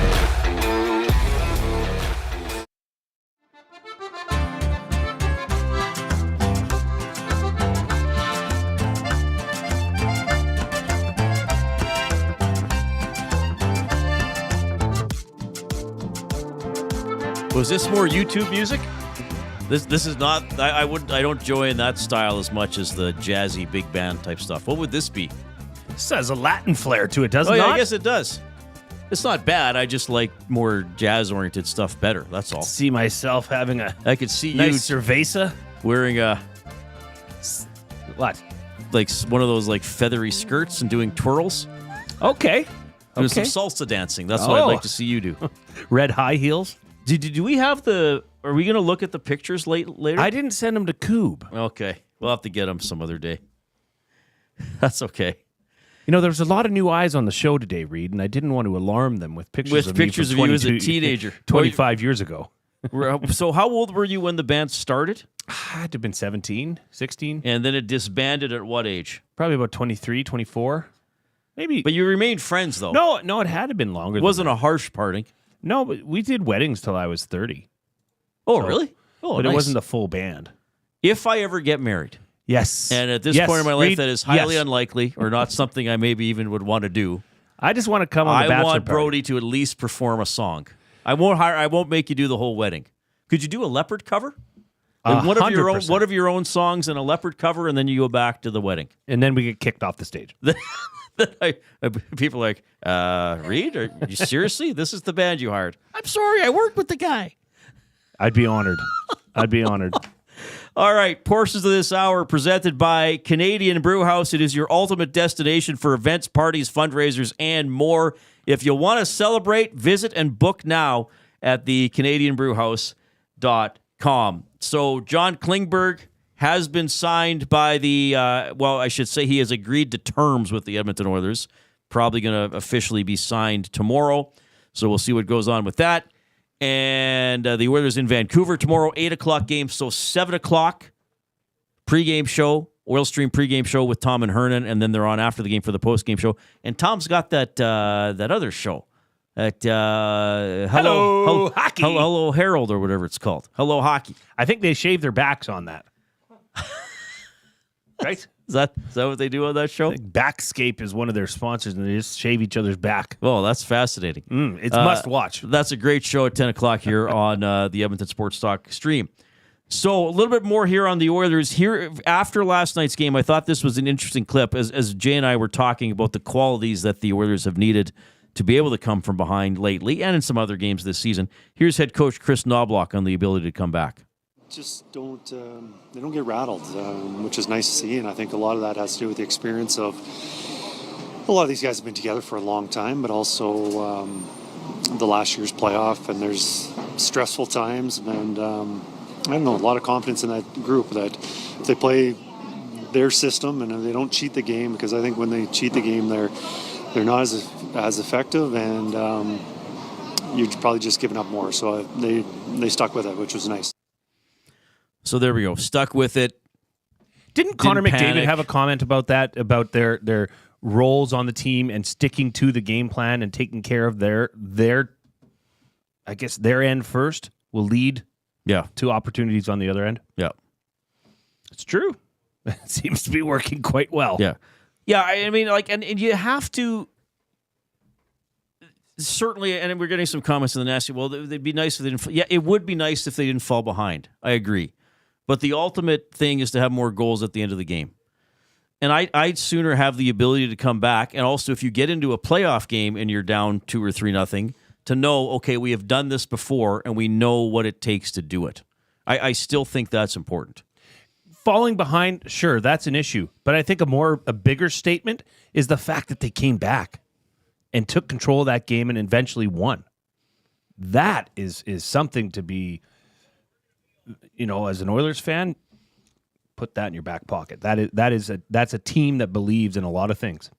All right, and here is Avalanche head coach Jared Bednar with some comments on the second period last night. Yeah, second period though. Like, I'm okay with spending some time in our zone because that's what they do, right? They're first in the league in zone time, and they hang on to it. But you got to find a way to manage that, to find a spot to get quick and make contact and get it stopped without giving up high danger chances. And then we kind of bounced around we had a tough time getting it stopped and bounced around a few times, and, they got some chances out of it, some good ones, got some saves out of it. And then when we got the puck back a couple times, we didn't take the extra second with some poise and talk and make a play and get our skates going. So, he's saying that we couldn't make contact and get it back. Well, there's two sides to that. I mean, the Oilers, when they get going, they make it tough for you to do that. It's like, I remember when Rob and I did a show once and the Flames beat the Oilers pretty bad, and Johnny Gaudreau had this incredible game, and this guy called in and said, Gaudreau's why don't they just hit him? Okay. Well, if Johnny Gaudreau were that easy to hit, he wouldn't have made the NHL. It's like, well, McDavid's dangling with the puck. Just take it away from him. Okay. Well, McDavid, Draisaitl's going to get the puck and turn his back to you and try to back into the net and spin off you. Just stop it. Okay. Yeah, the book's out on them. The book's out. Anyway, it's. I just thought it was interesting hearing the opposing coach and a reminder there that the Oilers do lead the league in offensive zone time, which is pretty significant and part of the reason they are able to come back when they fall behind. So good run for the Oilers. Definitely have banked some points. Where's those overall standings I printed up? I have too much paper here. There's last night's game summary. Here's the overall standings. Washington is first in the NHL with 65 points. Winnipeg also has 65. Washington is placed first because they have a game in hand. Both Vegas and Edmonton have 61 points. Vegas is placed third because they have a game in hand. Then it goes to Minnesota, Toronto, and New Jersey, all with 58. So the Oilers are fourth overall in terms of points percentage and just 4 points out of the President's Trophy spot. Oh, and they play Washington next week. That's going to be a fun one. At the start of January, they weren't even in the top 10. Weren't they? Were no, they not quite in the top 10? They were in 11th, and they leapfrogged up to 7th. And they've continued. Reid, I'm going to just mention this one here. This is something, it's a fair point because, as you know, as a playoff team, you want to be hot. You want to be rolling come playoff time. This comes in from Sean, who's having a day in the River Cree inbox, 780-218-9999, if you want us to share your thoughts. Having stated how well the Oilers are playing, are they peaking too early and gas out in the playoffs? Is there such a thing as peaking too early? I don't know. I mean, like I was saying, I have no idea what's going to happen in the playoffs. Well, there's going to be in the first round 2 teams over 100 points that are going to play each other, and one of them is going to be out. I guess if the Oilers lose in the first round in 6 games, we'll say, oh, well, they peaked in. I just don't know. I mean, the reason I'm just going to sit and I know that person texts in for an answer, but I'm not going to give you an answer that I don't have because, like Sergeant Biggins, I've seen some stuff. Of course. I mean, and I got asked that question several times last year when they won 16 games in a row. Well, are they peaking too early? Are they winning all their games now and they won't have them in the playoffs? Well, they had every win they needed in the playoffs except for one. So I really don't know. But I will say this. I think the way the Oilers are playing, and we talked about this earlier this week, they are playing a style of hockey that is repeatable. And I do not think they are playing over their heads. You know, I remember one of the years they missed the playoffs. I think they had a 6-game winning streak. And it was fun, and it was cool, and they won 6 games in a row, and they were still under 500, and they were still out of the playoffs, and you knew that was probably going to be the highlight of the season. You know, if the Oilers were doing this, and it was because, you know, Ty Emberson had this amazing offensive run and had 5 goals in 3 games, and Noah Philp out of nowhere got a hat trick, then I would say, well, maybe some funny things are happening. But I think overall how they've played, not just the last 2 weeks, but again since the second week of November, is pretty steady, and they are playing away. The Oilers have a style. They have definite strengths beyond just having great players. They have definite strengths and consistent things that they do that aren't flukes, that they've been doing, well, really for a couple of seasons now. Like even when they had Woodcroft as the coach, they had some pretty good habits at times as well. So are they peaking too early? I don't know, but I don't think it's a fluke that they have a good record. We're at 200. That's incredible. The push for 250 is now on. we might just have to end the show at 5:45. You might have to pull out the whole dictionary. I might have just to define. have 10 words. Define every word. Reid, I'm going to read a couple texts here because this will start a bit of a conversation of something we wanted to get to anyhow, and that is Evan Bouchard. The first one comes in from Strummy. Bouch did not get beat badly. He stops McKinnon's original move. 9 out of 10 times when he kicks the puck, it doesn't land right back on the player's stick. The fact that Bouch even manages to stop his first try by kicking it is impressive. Nathan's kind of fast. That comes in from Strummy, but I want to read this second one that came in from Sean. After last night's oil game, Kulak got the team hard hat, possibly for the hardest worker in the game.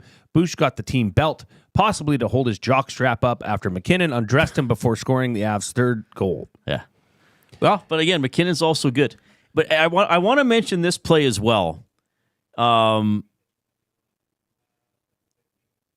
It was in the third period, and Lehkonen had a one-on-one against Bouchard, and Lehkonen was close to the right wing boards.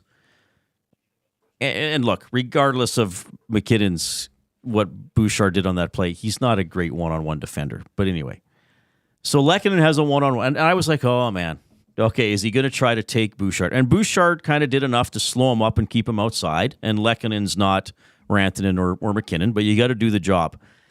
And I remember watching that play. So, you know, the camera's following this one-on-one, and then Lehkonen kind of has to slow up inside the blue line. And then the other players joining the play are either Avalanche players joining the play or the Oilers players coming back. So kind of in an almost, you know, not quite a line, but there was a group of 5 players coming back on that one-on-one, entering the frame. 4 of them were Oilers. So it's a one-on-one. You got Bush back. You got one Avalanche player joining the rush. You got all the other four Oilers hustling back to, okay, let's get this under control. I thought that was very important. Well, it's a healthy sign, isn't it? And I want to go back to comments you made early in the season. Kubusch, as did the entire team, had a slow start, a rough start, was getting walked pretty much, every game. But you stated at that point, that's not what Oilers fans should expect out of Bouchard, is a resounding top-tier defensive game. You Oilers fans love and should love Bouchard for what happened later in last night's game. The one-timer, the Bush bomb, pick the corner, game winner. That is what Bouchard is to this team. He's not an outstanding defensive player. Right. That's not an expectation I think the organization or the staff have on him. Right. They expect him to deliver those timely goals. And by the way, we talked about it earlier in the bullpen. The pass from behind the net from Connor McDavid to Bouchard on that one-timer was pretty spectacular in its own right. He put the puck where he thought Bouchard needed to move to be able to deliver that puck to the net. I mean, it looks like a simple pass to a relatively open player, but he still had to make sure he put it in a spot where it could be one-timed and fired as quickly as possible. And again, that's what I'm saying. That's good why Emberson is showing some growth. So Bouchard doesn't have to be out on the ice in the last minute of a 1-goal lead like he was in Game 6 against Dallas. He probably wouldn't be out in that situation now. All right, you can send us a text to the River Cree inbox, 780-218-9999. River Cree Resort and Casino. How about this? Home of the Jack Frost Jackpot. Cold cash and frosty fortunes. Every Friday and Saturday at 8 p.m. and 10 p.m., one winner will play the game. Friday's today, by the way. One winner will play the game and win either $1,000 or $2,000 cash. The cash prizes that are not given out will be added to a progressive jackpot and accumulated to be given out at the jackpot draw. That's on January 31st at 10 p.m. So that prize is going to be at least $18,000 and could be as high as $36,000 cash. So that is the River Cree Resort and Casino Jack Frost Jackpot. So look for that when you go there. That sounds cool. Interesting. Rob from the Grove says, another stat for you guys. I think the Oilers have only lost one game in January in 2024 and 2025. Yeah, that's true, because last year was part of the 16-game winning streak. Unbelievable. Yeah, good stuff. All right, continue to hit that thumbs up if you're in the Nasty Chat on YouTube. We are sailing past 200. Jay is scrambling for words of the day. We're going to have our game of the night, and we'll get fired up with our NFL picks, too. We're going to have my top 3 for food sausage, and start submitting yours, I guess. We can start now. Top 3 things I'm sick of hearing people from Vancouver say with the Oilers playing the Canucks tomorrow. Trent Brown's going to check in as well. First, here comes the Coop.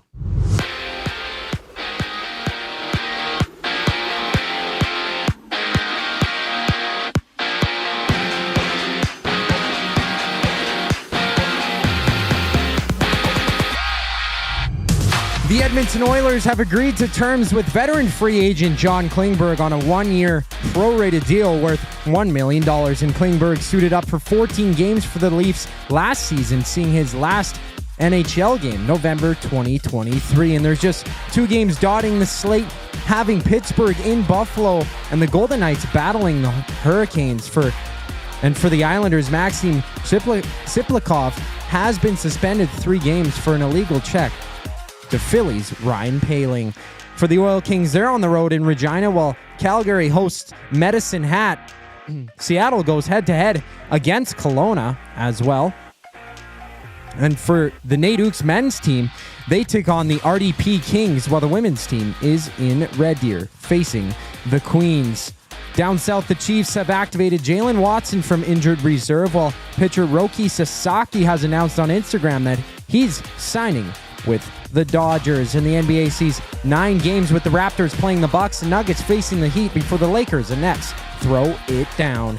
This sports update is brought to you by Find Edmonton. Find takes your unused furniture and home goods to help those moving out of homelessness. Get donations picked up or drop them off free of charge. Find out how you can make an impact today at findedmonton.com, or you can call them at 780-988-1717. That's 780-988-1717. More of the Reid Wilkins Show on the other side of these messages. I'm Zachary Kubusch for your sports update. If you've been injured in a car collision, let James H. Brown and Associates, Alberta Injury Lawyers, protect your interests. They'll be there every step of the way to help answer your questions and help you get your life back on track. Trust Alberta's precedent-setting injury lawyers with their unrivaled experience, unrivaled results, and unrivaled commitment. When accidents happen, call James H. Brown and Associates, Alberta Injury Lawyers, 780-428-0088, or go to jameshbrown.com. How do you beat those winter blues? How about a double shot of classic rock? River Cree Resort and Casino and K97 proudly present Helix and Sweet. February 28th, live in the venue.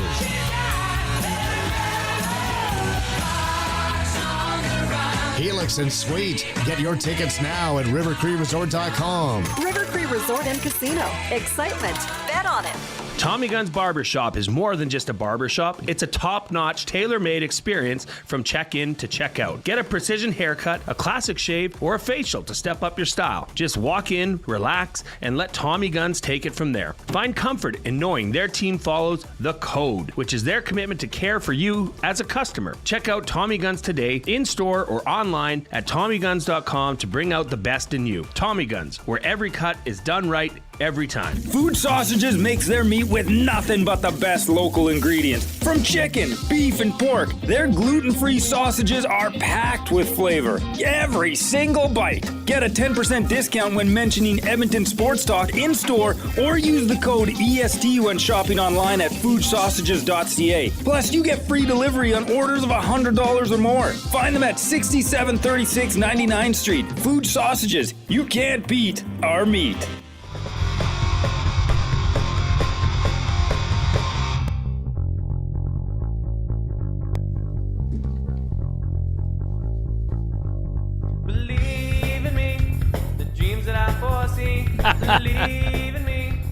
Yes. Jason Milne. Which song is this again? Believe in Me? That's the one. You said it a lot. That's okay. Well, you know. That's a Brody song, right? Yes. That's from the first You can album. tell by the tinniness. Pretty good. You have a beautiful voice. I'm very Thank you, I'm Reid. very proud of you. Thank you. I really appreciate it. Your wife should be very proud of you. She is. Your wife should love you a lot. I hope she's listening. She does. That's good. Yeah. Are you taking the fam out tonight? We're all going to go. It's actually a little spoiler here, but that will be my game of the night. Nice. Okay, we'll do that in a sec. We are in the James H. Brown studio, and Trent Brown's going to join us just after 5. James H. Brown Personal Injury Law Firm, the heavy hitters of injury law with over 200 years of experience. James H. Brown will get you the settlement you deserve. JamesHBrown.com. Book your private consultation today. Travel day for the Oilers, so nothing going on the ice for Edmonton today. John Klingberg has been signed. Of course, that's a big discussion point on Edmonton Sports Talk throughout the day. I guess, when did we get that? Just before the oil stream started? Yep. So a lot of talk about that. Great contributions from our listeners in the Nasty Chat and the River Cree inbox at 780-218-9999. So the Oilers at Vancouver tomorrow. It's an 8 o'clock game, so 7 o'clock for the GCL Diesel Oil Stream pregame show with Tom and Hernan. Let's bring you our game of the night for Playmore tables and games.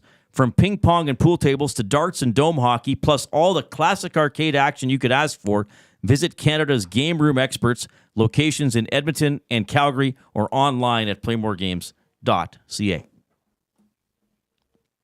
Well, like I said, Golden Bears basketball, Pandas basketball. It's going to be a night down at the Saville Center, Reid.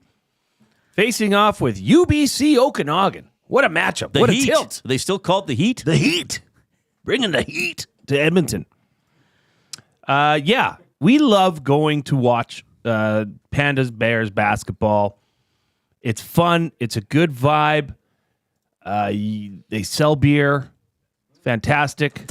I forget. They do sell beer. I think Hernan asked me that. He's like, this is a serious question. It's a high school, not a university. It's not a high school. It's a university, Hernan. Yeah. There's beer. No, we love it. It's great. It's a great atmosphere. There's always lots of alumni there. So as you know, Reid, my wife played Pandas basketball. So all her ex-teammates usually are there and all the young families. It's fun. It's a great night. It's inexpensive. And you get to see some awesome basketball. My game of the night, I do like going to U of A stuff. I may be going to see Wolfman tonight. So we'll see. Okay, so we may be going to Wolfman tonight. But my game of the night will be Golden Knights Hurricanes. Yeah. Because if the Golden Knights lose in regulation, then they don't. This is a game in hand on the Oilers. Then they're totally deadlocked. So I'll take Golden Knights and Hurricanes for my game of the night. Penguins and Sabres is the other NHL game. Monday's the national championship game, by the way, in college. That's who's it? Ohio State, Notre Dame. Yep. That's Monday, right? Okay. Yeah. And NFL this weekend. So we are going to do our NFL picks. Before we do that, I'll ask you this. I think I know your answer, but people could submit this as well. If you could only watch one NFL game this weekend, which one will it be? Well, I mean, this is an unfair question to me, but obviously because I'm biased, the Commanders Lions tomorrow evening, and I'm really excited. I shouldn't say excited. How do I put this? My daughter was supposed to have a basketball tournament in Camrose tonight and tomorrow. It got canceled because a lot of the buses the weather that bad? were Okay. canceled out in Camrose. So we're going to be home tomorrow now.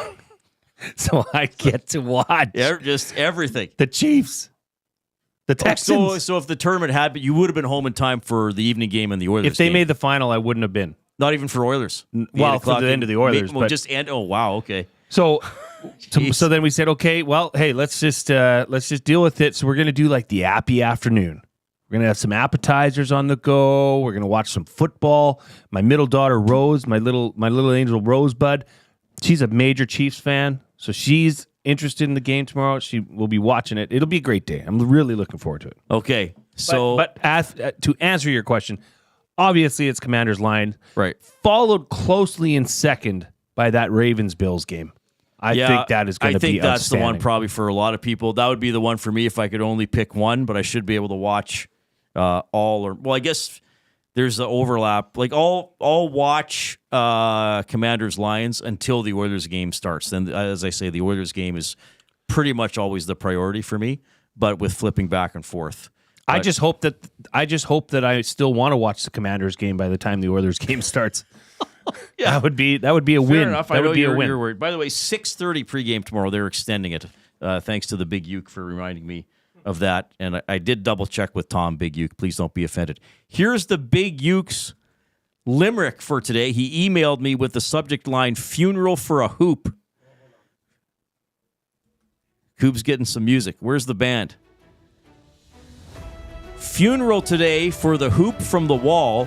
Many dunks were made with an orange bouncing ball. Sad day indeed, mainly for Reid.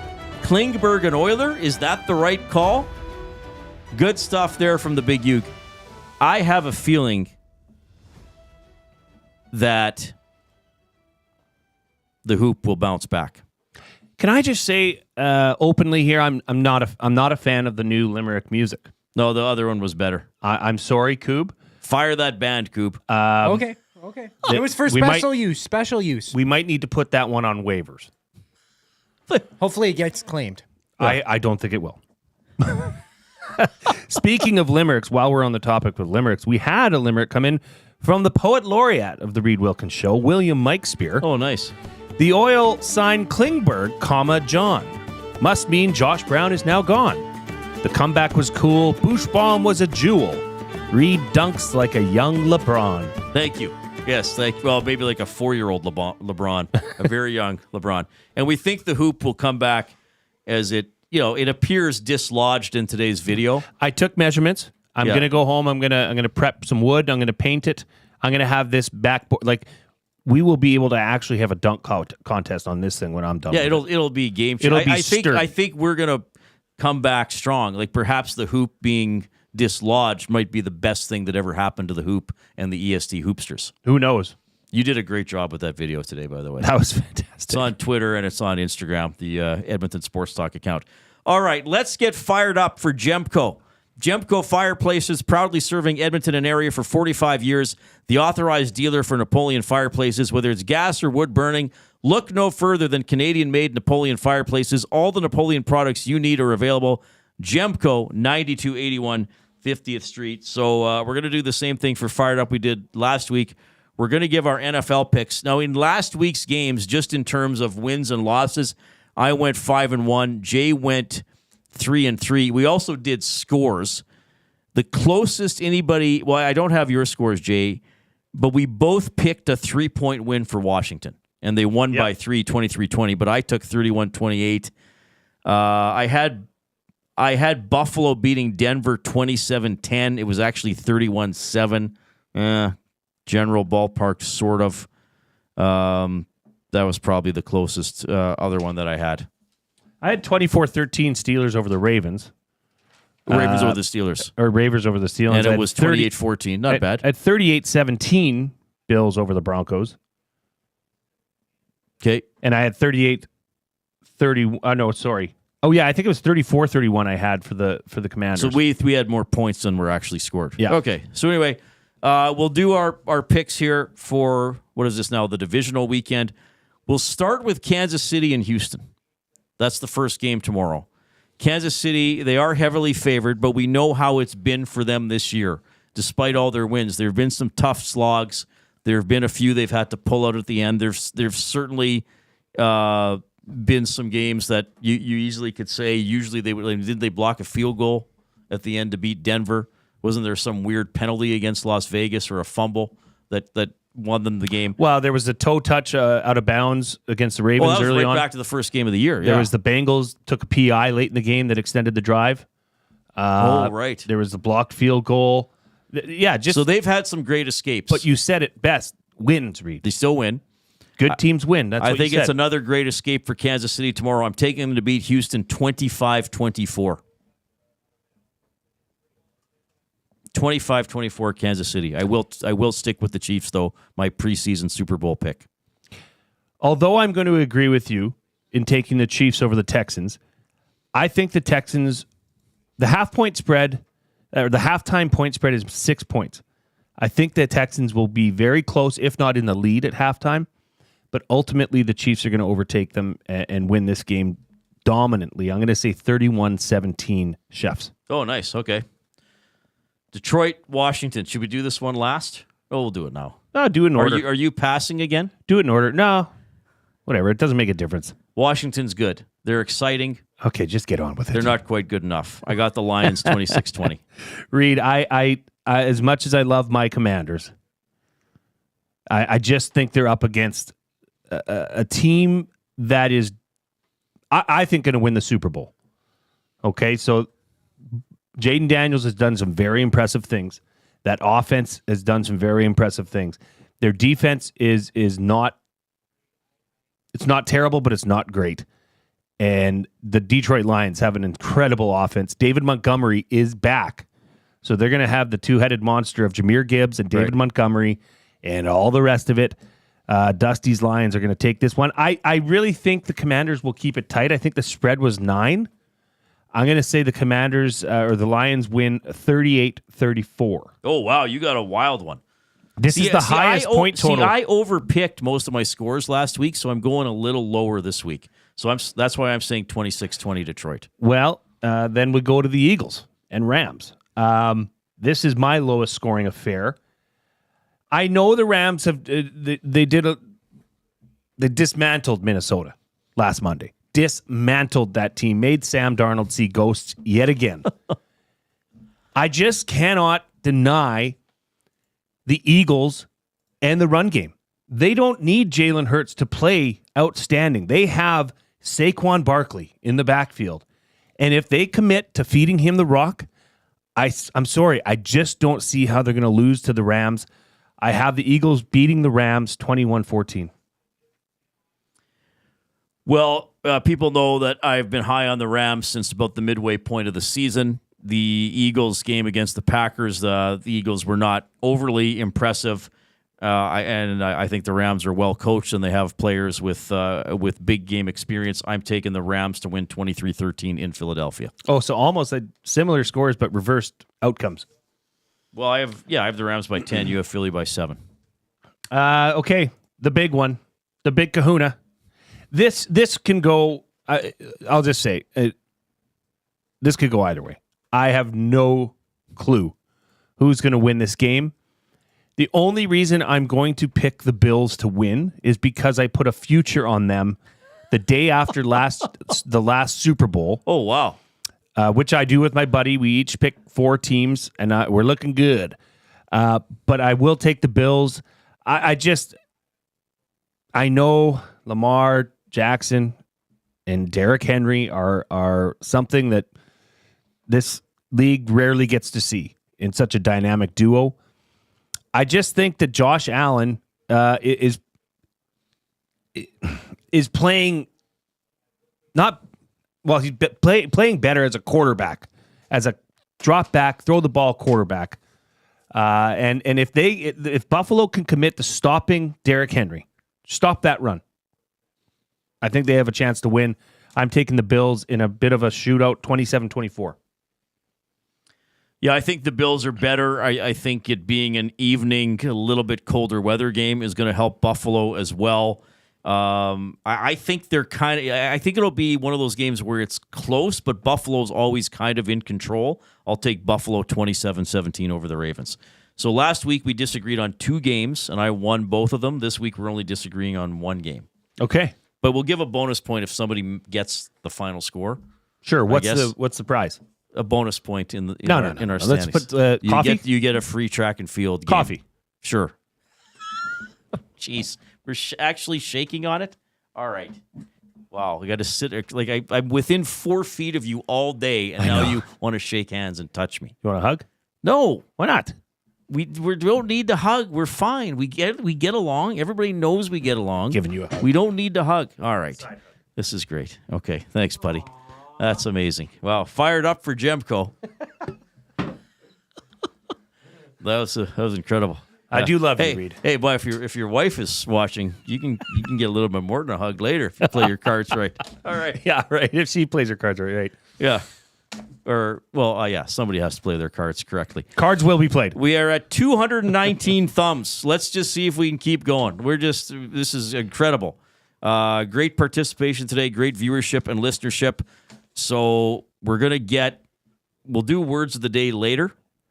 I guess we might have to do them near the end. We still got a lot coming up in the final hour, including Trent Brown, including my top 3 for food sausage, things I'm sick of hearing people from Vancouver say. I want to get some of yours as well. And our words of the day. Let's just see if we can get to 250 for thumbs. So keep clicking, contact 2 friends, or remind people to click that thumbs up if you're in the Nasty Chat on YouTube. We're going to call a quick timeout, and then one of our regular contributors from James H. Brown, former Double E safety Trent Brown, on the Reid Wilkins Show with Jay Milne. Wake up with the Nielsen Show with Dustin Nielsen and Lieutenant Eric. Weekday mornings 6 to 9 on EdmontonSportsTalk.com. Since 1952, William Huff has been the heartbeat of Edmonton's advertising world. From humble beginnings to a citywide powerhouse, we've been the go-to for signage from print to design and installation. Partnering with Edmonton's top sports franchises and major events, we've helped shape the city's global reputation. Our secret? Unmatched customer service, decades of experience, and a passion for excellence we call the William Huff Advantage. Visit us online at williamhuff.com. You've always known GCL Diesel as the experts in diesel fuel systems, but did you know that GCL is also your source for turbochargers and turbo repair? As a turbo supplier for Garrett, Borg Warner, and Holset, GCL can provide genuine original equipment turbos at wholesale prices. Whether it's diesel, gas, natural gas, or performance, we can provide you with the turbo or custom repair you require. Turbo questions? We've got turbo answers. Visit us in the West End or online at GCLDiesel.com. GCL Diesel, turbochargers understood. You want the heavy hitters on your team, both on and off the ice. If you've been injured in a car accident, call the heavy hitters of injury law. James H. Brown and Associates, Alberta Injury Lawyers. With over 200 years of combined injury law experience, their precedent-setting lawyers are ready to help. Locally owned and proud Edmonton Oilers fans, James H. Brown and Associates wants to support you with their unrivaled experience, unrivaled results, and unrivaled commitment. When accidents happen, head to JamesHBrown.com.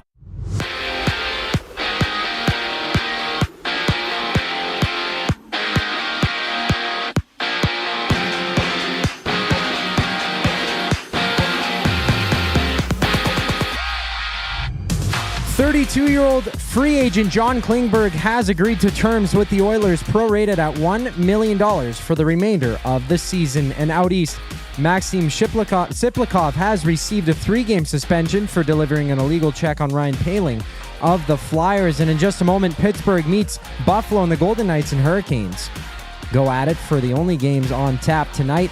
And with 11 games in the WHL, Regina hosts Edmonton. The Cougars match up against the Chiefs, and the Blazers face the Royals. And from the Nate Arena, the Ooks men's hockey team drops a puck against the Kings, with the CCAA Supremacy banner being raised as they celebrate 60 years of Ooks hockey. And the Titans have officially announced the hiring of Mike Borgonzi as their next general manager, with Borgonzi spending the last 16 seasons with the Chiefs, while in LA, the Dodgers have signed pitcher Roki Sasaki. On the court, Toronto visits Milwaukee. Utah plays New Orleans, and the Magic throw down with the Celtics, seeing 9 games around the association. I'm Zachary Kubusch, and that was your sports update. The final hour of the Reid Wilkins Show starts right now.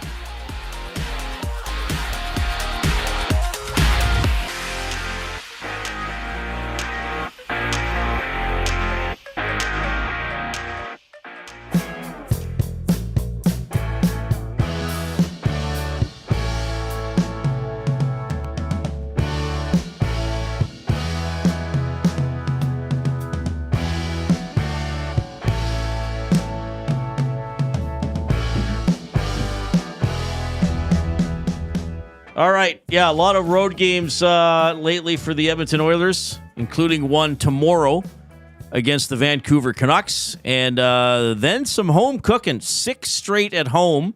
Starting Tuesday, the homestand will have Washington, Vancouver, Buffalo, Seattle, Detroit, and Toronto come to town.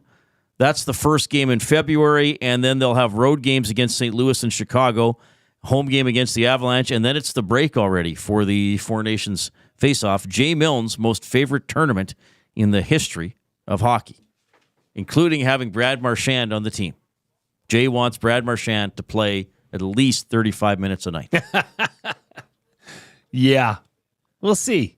I mean, we're going to be hockey starved at that point, so it'll be fun to watch. Need something. It'll be fun to watch for sure.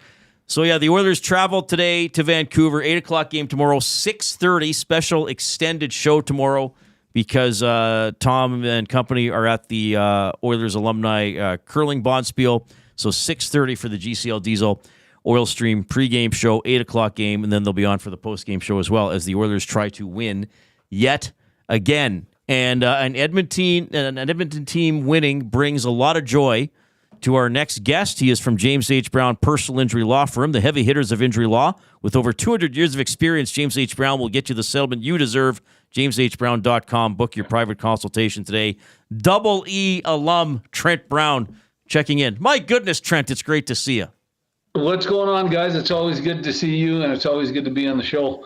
Lots going on in sports, so looking forward to chatting a little bit and giving some unfiltered opinions. Well, we like getting that from you, and I think people know from your appearances over the years, like you are genuinely a lover of Edmonton and Edmonton sports teams, whether it's the Oilers, Elks, or like a bunch of 4-year-olds playing basketball against 4-year-olds from Calgary. You love the Edmonton teams. I used to see you at Oilers games, a lot when I was doing it in Studio 99. I just want your take on this recent play, these comeback wins. What do you see when you're watching the team be able to, I know it's not great to fall behind, but put it together and win more often than not, even when they're trailing? Well, I think that great teams are able to find a way to win, whether you get out to a good start or whether you fall behind at the start of games. I really like the stuff that I'm seeing from this team. I think it shows a lot of character. I think it shows a lot of leadership. We've seen them win in the last few games. We've seen them win games 1-0, and we've seen them come from behind and win games 4-3. The last 2 games, they come from behind. They never give up.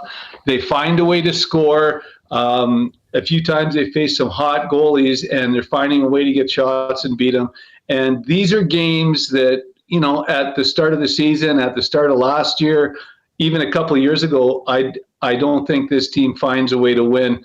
That deep run that they went on last year, I think this team really learned how to win and how to win close games and how to overcome some adversity. And I think that's what we're seeing now. All right. I want to switch attention to the Double E. About a week and a half ago, they rounded out the coaching staff with some names that we kind of already probably knew were going to be hired, but they confirmed it. We had Sherritt on this show, Hernan and Gager had Jordan Maksimic on the show, on their show. A lot of things falling into place here. Sherritt, another guy coming back. Jason Tucker, another guy coming back. Your thoughts on sort of the staff here they've now been able to put together under Ed and Chris and Killam? Pretty positive. I'm optimistic about things. The thing I like about the guys that they're assembling here is they're all guys that know how to win, that have played on great teams, and I think that will help this team to get to the next level. They're all guys that have overcome adversity. There's a lot of guys that have won some championships. They know how to win, and I think that we are on the cusp of something really, really good happening here in football here in Edmonton that we haven't seen for a long time. Jay, you know Chris well, and I just like all of the moves that he's making. Like, I think that a lot of people were maybe wondering what happened with Purifoy, and I support all of the moves that they made, and I think it was a good move to release him from what I understand about him. And I'm not sure because I haven't played with him, but they're looking for guys that make everybody around them better. And I'm not sure that he was a glue guy, that he was a locker room guy. And that stuff is so important that you find guys like J.C. Sherritt, like Jason Tucker, guys that make everybody around them better, not just make themselves better, right? And especially, I think, at that safety position, it's easy for guys to go out there and make big plays, but are they getting beat over the top at the end of games and losing games? And so it's really important to have guys out there that are playing for the team, that are playing within the system that they've got, and that make everybody around them better. And I think that's what Chris is going to look for. And I think that all of the guys that you listed that have been named as coaches are guys that are going to do that. They're also all guys that are going to be working hard.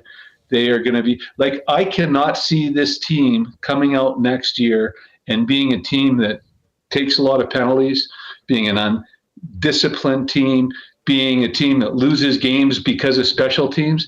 Like, man, if you just take care of that stuff, right? Like, if you win the special teams battle, if you have a lot of discipline and you don't take dumb penalties, and if you can win that battle, boy, you're going to win a lot of close games, right? And I think the offense will come together, and I think the defense will. Those are things that may not happen on the first game, right? You've got some new players, some new personnel, but signing the offensive lineman that they signed, this is a game. You can have the best quarterback in the world, the best receivers, but if you don't got time to pass, good luck winning. Look at the teams that are succeeding in the NFL right now, and the teams that do well are the teams that win in the trenches, that are disciplined teams that don't take dumb penalties. Football isn't rocket science, and if you take care of those simple things, you give yourself a chance to win. And I think that this team will give themselves a chance to win a lot of games. And I'm really looking forward to seeing what unfolds over the next couple of years. And I don't think that you can wave a magic wand in football, but boy, I sure like the things that I'm seeing. And I don't think it's going to be long before we got 2 championship teams in this town, maybe more. Hot take coming in from Trent. Attaboy. Trent's optimistic. That's why I love him. I like it. Yeah. I like it. Yeah. Like, do you guys not agree? Like, I'm curious to hear what you guys think. Well, I'm more optimistic about the Oilers than the Elks. Like, the Elks still have to show me, but they've they've put some good things in place. I would just say this, and Trent, I'm not saying this to be pessimistic, but I try to be balanced. We're not covering an Elks team that is trying to go from 11, 12 wins to the Grey Cup. The first step is go from 7 wins to the playoffs initially. So, but yes, maybe 26, 27, 28, fair enough. Maybe that's when we're looking at. Oh, he'll reconnect. Sure.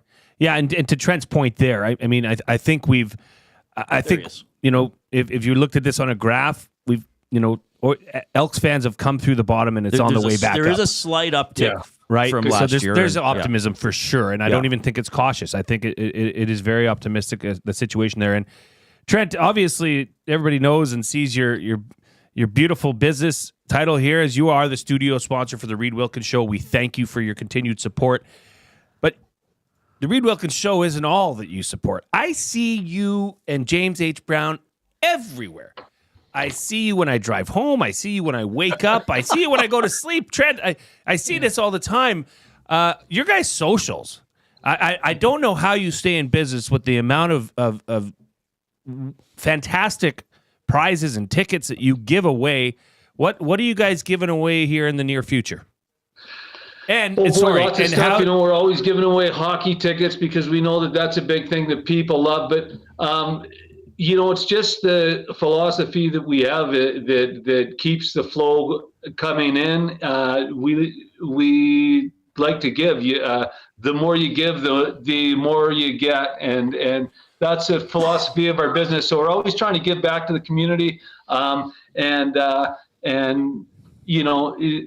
community's been great to us, and we've been around 35 years, and every year we try to give back a little bit more. And do you want to know what? We just follow in the footsteps of a lot of the great community leaders that we've got in this town. And when I go to luncheons and I see the Oiler alumni, the guys that were parts of those big championship teams, those guys are still out in the community. The business guy, and that's really what makes this city the city of champions, in my opinion, is whenever there's a call to action, people rise up and give back. And so thank you for that.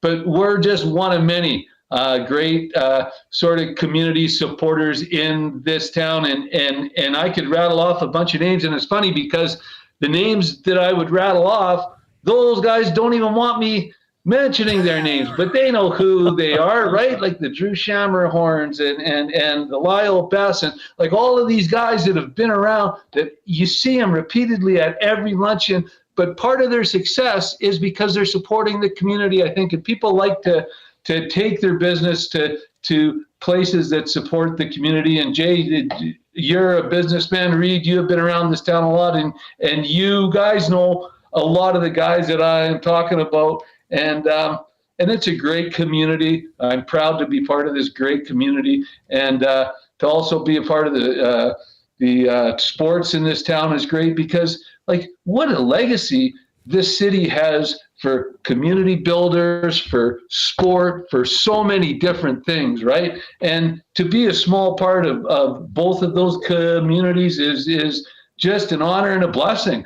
Like when you look back at your football days, right, and you contributed, you were a great player, but think all the stuff you got, like all the lessons you learned, all the people you meet, and no matter how much you're given when you're playing, you're always getting more than you're given, right? But it's funny that the more you give, like the longer you play, the more you sacrifice, the harder you work, the more you end up getting out of sports and life. And it's the same thing. And I think we're all fortunate to live in this city. A lot of people say the winters are cold and stuff, but when I was growing up, like I was watching the best teams in the world championships winning. Like the Eskimos are great, the Oilers are great, the Carnival of Champions. Being a part of all of that history is just a great thing, and that's why I like to support these teams, and that's why I like winning, right? Because we're used to winners here. Heck yeah! Like we're raised on winning. We're raised on watching people win championships, and I think we're getting back, and I think we're getting close. I can't wait to see the Oilers do it. I really want it for Connor McDavid. When I see that guy, the Hart, the Draisaitl's, and that team has come a long way, and they're finding ways to win games. But it's funny because, like, you see Bouchard get beat by McKinnon on that one play, and I don't know if you guys know the play that I'm talking about, but he goes through his legs, he walks around, and you're just going, oh, no. But then at the end of the game, you see him, I think he scores the winning goal. Yeah. Like on it, no, maybe not the winner, but a one-timer from McDavid, like so good and so bad. It's when you watch those games, sometimes you feel like you're on a roller coaster. Trent, so if people want to get in on these awesome draws, it would just be to follow James H. Brown on your socials, on Facebook, on Instagram. Sure. Yeah. And one other thing is I didn't know that I didn't know you were an accomplished skater, but I guess you are, because you're taking part in the Alzheimer Face-Off program, which is happening on January 31st. So just briefly touch on that and how people can get involved with that if they want to help out. So, yeah, and I might not be the best skater there because Evander Kane is there, but that is just that's a big fundraiser for Alzheimer's, and it's a buddy of mine, Will Omar, that arranges that sets the whole thing up. And again, it's just a bunch of people coming together to raise money for a good cause. That's on January 31st. It's a Friday night at El Jardin. It's in the Ice District. Evander Kane will be there, and he'll be autographing some jerseys.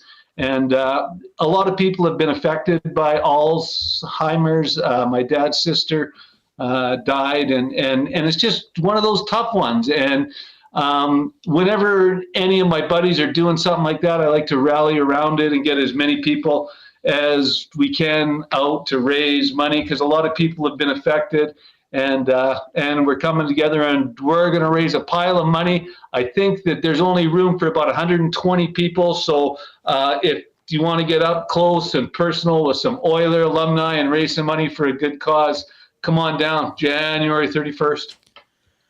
Trent, love having you on the show. I appreciate your continued support. You supported my old show, and I'm so glad you jumped on board on the new one, being the studio sponsor. I always love your energy, love your perspective. We'll have you on again very soon.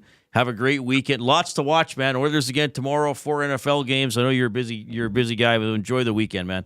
Well, us girl dads, we still find time to watch sports, don't we, Jay? Well, you just got to make them like them. Yeah. Take it easy. And thanks a lot for having me on. Cheers. Right on. Trent Brown, great Esks player and one of the best Golden Bears defensive backs of all time. Who else would be on the list, Jay? Well, Jason Hetherington would be on the list. Right, okay. I do have the all-time leaders. But is there anybody that I might know personally that would be on the list besides Trent? You'd have to put Jay Milne on that list. Oh, you would, eh? Okay. Yeah. 3-time All-Canadian, no big deal. Interception leader? Did you ever get career interception? interceptions leader? Beating Trent? Yeah. Yeah, bro. He knows that, doesn't he? I tell him every time I see him. That's incredible. Good stuff there with Trent Brown, and thanks to James H. Brown Personal Injury Law Firm, as they are our studio sponsor here on the Reid Wilkins Show. We've had a great afternoon, great discussion about the John Klingberg signing. He's signed for the rest of the year by the Edmonton Oilers, and of course, talking about the Oilers' hot run lately. They are in Vancouver tomorrow. We're going to have some fun, perhaps at Vancouver's expense, when we get back. Here comes the Kub with the Sports Update.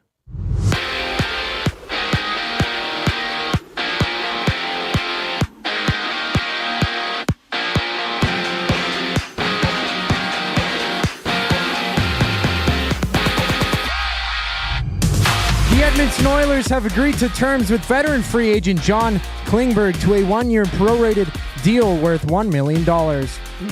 And Klingberg suited up in 14 games for the Leafs last season, seeing his last game November 2023.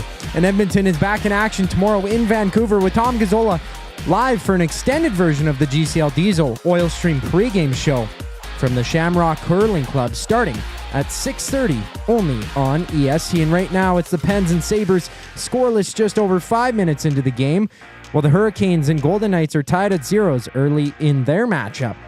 And from the Nest tonight, it's the Nate Ook's men's team taking on the RDP Kings, celebrating 60 years of Ook's hockey with a special banner raising before the game. In Red Deer, the women's team drops a puck against the Queens. And down south, Mark Borgonzi has been hired by the Titans as their newest general manager, while pitcher Roki Sasaki has announced on Instagram that he's signing with the Dodgers.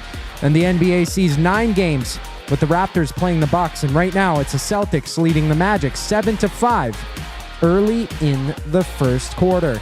This sports update is sponsored by Advantage Sports Medicine and Physiotherapy.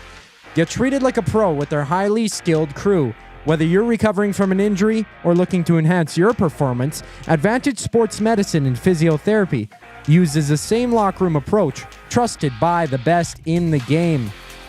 Find them online at AdvantageSportMed.ca. We have a quick timeout before the Reid Wilkins Show returns here on EST. I'm Zachary Kubusch, and you're on The Loop.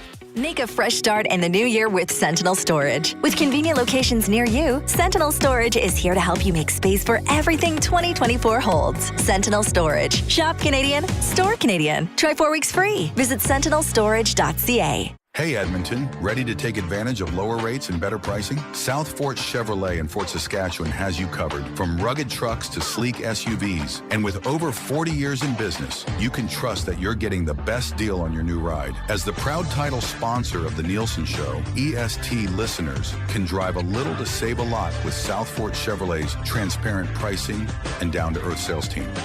Visit us today in Fort Saskatchewan or online at southfortchev.com. Looking for quality building materials and friendly advice? Visit us at Windsor Plywood Leduc, family owned and locally run since 1993. From interior materials for doors, flooring, baseboards, and all the finishing touches to all you need for your outdoor projects like cedar lumber for decks and fences, plus all the plywood you'd need. Our full-time on-staff carpenter can help with anything odd-sized or custom, and from domestic hardwoods to exotic selections, we've got you covered. And if we don't have it, we'll track it down for you. Windsor Plywood Leduc. We're the experts you need to know. Hockey lives at the Canadian Brew House. Every Oilers game day, get $1 off tankards of Molson Canadian and Coors Light. Plus, you can win game tickets and a surf and turf dinner for 2 at the end of the season. Full details at thecanadianbrewhouse.com. How do you beat those winter blues? How about a double shot of classic rock? River Cree Resort and Casino and K97 proudly present Helix and Sweet. February 28th, live in the venue.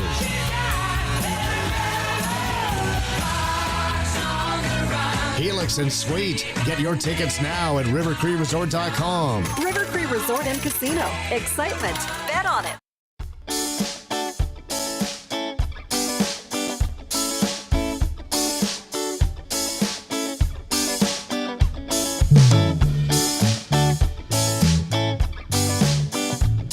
We have Pittsburgh and Buffalo on the ESTV. No score, 11-10 left in the first period. Oilers traveled to Vancouver today, agreeing to terms with defenseman John Klingberg with a contract for the rest of the season.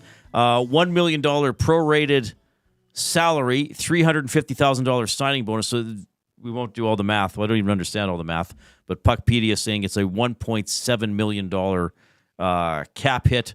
We don't know when Klingberg's going to be in the lineup or anything like that, but that is the Oilers news today. We've had a lot of discussion on it on this show and on Edmonton Sports Talk throughout the afternoon. Great to have you tuning in. Of course, if you're in the nasty chat, you can talk with us and with each other. A lot of discussion going on in there amongst yourselves. Continue to give us a thumbs up. We have shattered our old record of 170 thumbs. We're at 230. Let's still try to get to 250. Why not? Why not? And because we exceeded 150, Jay will have 2 words of the day. All right? Yeah, right. That sounds great, Jay. Okay. Here comes the top 3 inspired by the Oilers being in Vancouver tomorrow, and I want your contributions as well. Top 3 for food. Sausage, the best sausages you will ever eat, locally made, packed full of flavor. Order online or visit them in store, 6736 99th Street. Take advantage of their EST discount. You heard it. 10% off your order by entering the online code EST or mention Edmonton Sports Talk in store. As Food Sauces says, you can't beat our meat. Top 3 things you're sick of hearing people from Vancouver say. Yes. I want to hear from people. Now, is this as a Canucks fan or is this just Vancouver in general? Just Vancouver in general. Top 3 things you're sick of hearing people from Vancouver say. Here's one. We hosted the Olympics once, right? Because that's kind of a standard thing for people from Calgary, too. If Oilers fans are like, we've got 5 cups and Calgary has 1 and Vancouver has 0. Well, yeah, but we had the Olympics. Okay, that's cool. Okay, got it. That's cool. You had a hockey tournament and a bunch of events that people just watch for fun. That's a good one. I like that. Yeah. Yeah, they really beat that drum a lot. They do. Yeah, they do. They were home to be fair, one of the greatest Canadian hockey moments of all time. No doubt about it. The Crosby golden goal. I mean, there's the Henderson goal, there's the Lemieux goal, and there's the Crosby goal. That's the holy trinity, shall we say, of Canadian hockey goals. It was in Vancouver. They hosted the Olympics once, right? To put that one on there. Another thing I'm sick of hearing people from Vancouver say, we can see the mountains right from downtown.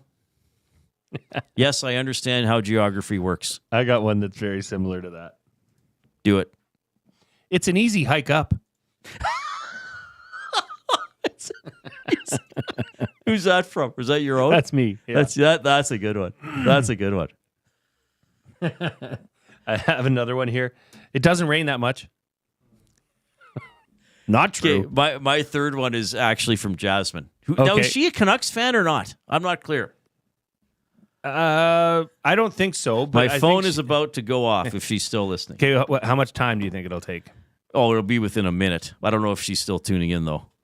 Who started bugging her that she actually cheers for the Canucks? Well, she talks about it a lot because I think she has family members that are there. Oh, so she has. So there's the natural hatred that Oilers fans have for the Canucks, and then with her, it's also a family rivalry. That's I believe.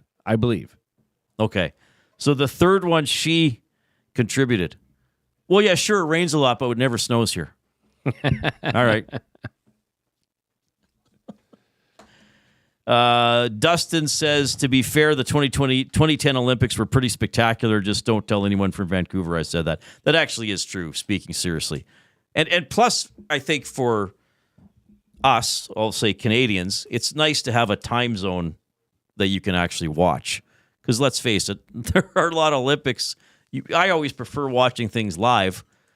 Check out the men's 100-meter final, 2:22 a.m. on Thursday. What? It's tough. So it was nice. Like I know and we did well in those Olympics. But my memories are the golden goal and Montgomery drinking the beer on Main Street. I was just going to say that. I thought that massive mug. Maybe we could add the mug to the descriptor of Big Uke. Mountainous mug. His mountainous mug, something like that. We'll my final one is, gas prices are going to come down soon. No, they're not. Yeah, I'm trying to think. There's probably something along the lines of two. So this is things we're sick of hearing people from Vancouver say. Like, is there something... Ro Nelson's in Vancouver. Oh, I didn't know that. Oh, cool. There has to be something that they must say. I don't know how it would be worded, but it's like, the interior is different from the coast. Like, or, people, like, would there be something like that? Or like they are frowned upon. Right. Like, if you live in Vancouver, rights. You look down on, like, Dustin being from Cranbrook. Yes. Oh, for sure. Hipsters. Bunch of hippies out in Cranbrook. Like, the further you get towards the Alberta border, the more I could see that different as you well. are. I wonder, because for Oilers fans, they get to call the oil. We reference the oil a lot. The oil stream, oil understood. Oil country. Oil country. What do they say? Do they actually say Nucks? Do they call them the Nucks? I don't know. Like I don't really call them the Nucks a lot. I never would. Do they call their own team the Nucks? Yeah, but do you say I love the Nucks? Do they get an abbreviation? Do they get... You know, the Lions can be called the Leos, I guess. True. But I don't think they do. Maybe we should ask their number one fan, Jasmine. I don't think she's listening. So we're getting nothing for her. Or else she's driving here to beat us up. She wanted to beat me up already earlier She was today. mad at you today. Oh, boy. Okay, so here's what happened. Yeah, let's air this out. So I was told that there was going to be a taste test on Friday to see if people could tell Coke and Pepsi apart. And I then also Sprite and 7-Up. And I thought to myself, that's cool. I'd like to be part of that. I would too. Now, maybe I should have formally asked. But so today when I got in, I poked my head and I said, can I do the taste thing with you guys? And they were like, yeah, we'll let you know. Tell Brendan to get more cups ready. And he had his own system, right? So we sit in there, okay? Jason Leduc, I can only think of one thing that I hate to hear people from Vancouver say. We would have won with Demko and net last year. That's definitely been said. So I go in for the taste test, and Brendan, our practicum student, brings in 2 cups for everybody. So 2 for me, 2 for Iwanek, 2 for Tony Gonzola, and 2 for Jasmine. And one has Coke and one has Pepsi, and we don't know which is which. And we're supposed to taste them, okay? Now, what I didn't know, and this is my fault, I probably should not have inserted myself into this, right? But I didn't know it wasn't just a taste test. It was also to say which one tastes better, okay? Now, I knew a little bit about it, and then I found out more about it after the fact. There was also some pre-existing perturbation from Jasmine about the cans of pop being pre-opened by Dustin Nielsen and or Lieutenant Eric and or Little Jingles. So because that flattened it out a little bit and you didn't get the pure taste, right? So anyway, I think she was already a little perturbed. And Iwanek too. I think Tom was just rolling. Tom's just so like, hey man, throw it at me. I'll deal with it. What's up, bruh? So we all kind of pick up one of the cups and take a sip. And you saw what I did, heard what I did. I immediately blurted out, oh, that's Pepsi. And Jasmine did not like that. But I thought, well, we're trying to identify which is which. So I thought I was participating. I thought I was gleefully participating. Yeah, and I didn't understand, like, so what? Well, I didn't but we were supposed to drink both and not only say which one we thought was which, but also say which one we thought was better. Because I think part of this was to challenge Tom and Matthew, who each were very certain about which pop they like better. Do you find it odd maybe that they would were pick the other one? Pro Pepsi? I think they're in the minority. I think the majority of people like Coke. Prefer Coca-Cola. Yeah, I don't think there's Cola Wars anymore, baby. I think Coke is one. But like whatever you like. But they were adamant about it.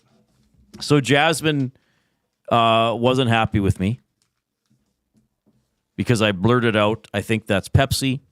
She put a lot of thought and was very excited for that, and I took away from that. I did genuinely apologize, and I think she has accepted it. But nonetheless, I create a little bit of tension with a colleague. I'm not a good person. Are you going to lose sleep over it this weekend? No. Okay. There was a good one that came in here from Chief Andy checking in. He says, if you can't find a lady in Chilliwack, there's still hope. Oh, that's pretty good. That's a good one not Fred, things that he is sick of hearing people from Vancouver say. Yeah, well, we had an NBA team. Oh, Mex Bezozu. That's a good one. Oh, well, they filmed such and such show or movie here. Season 1 X-Files, right?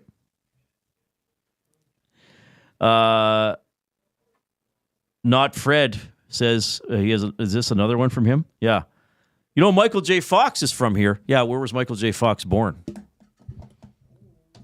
And didn't he grow up in Penticton more than Vancouver? I got to check that now. Let me look up Michael J. Fox. He was in Back to the Future. While we're doing that, Mike, the Michigan fan, obviously Detroit is in Michigan. So I've really screwed up Mike, the Michigan fan. I thought he lived in that area of the world. No, he's just a fan of the Lions, the Red Wings, and the so is Michigan he now? Wolverines. Is he mad at me? Have I upset him today as well? No, not at all. Good. He sent in a limerick, as he is a Lions fan. The Lions played the Commanders with might in a game that went into the night. With roars and with speed, the Lions took the lead and left the Commanders out of sight. Oh, how about that? That was very good. So Mike, the Michigan fan, he's a pro golfer?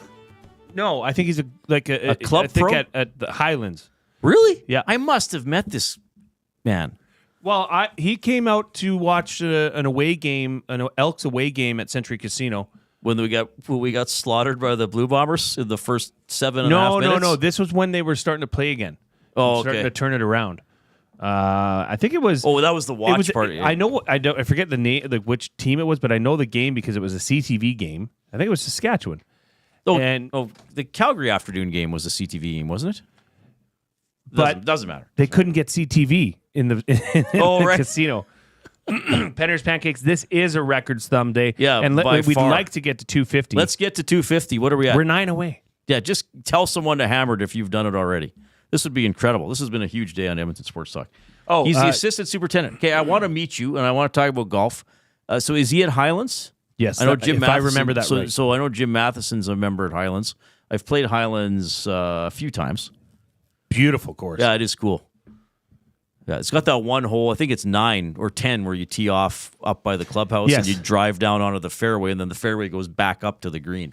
And the greens there were tough, though. They're slick from what I remember. And you get to drive under Capilano. Buffalo has scored. I don't know why I said it like that. Can you say it again? Buffalo has scored.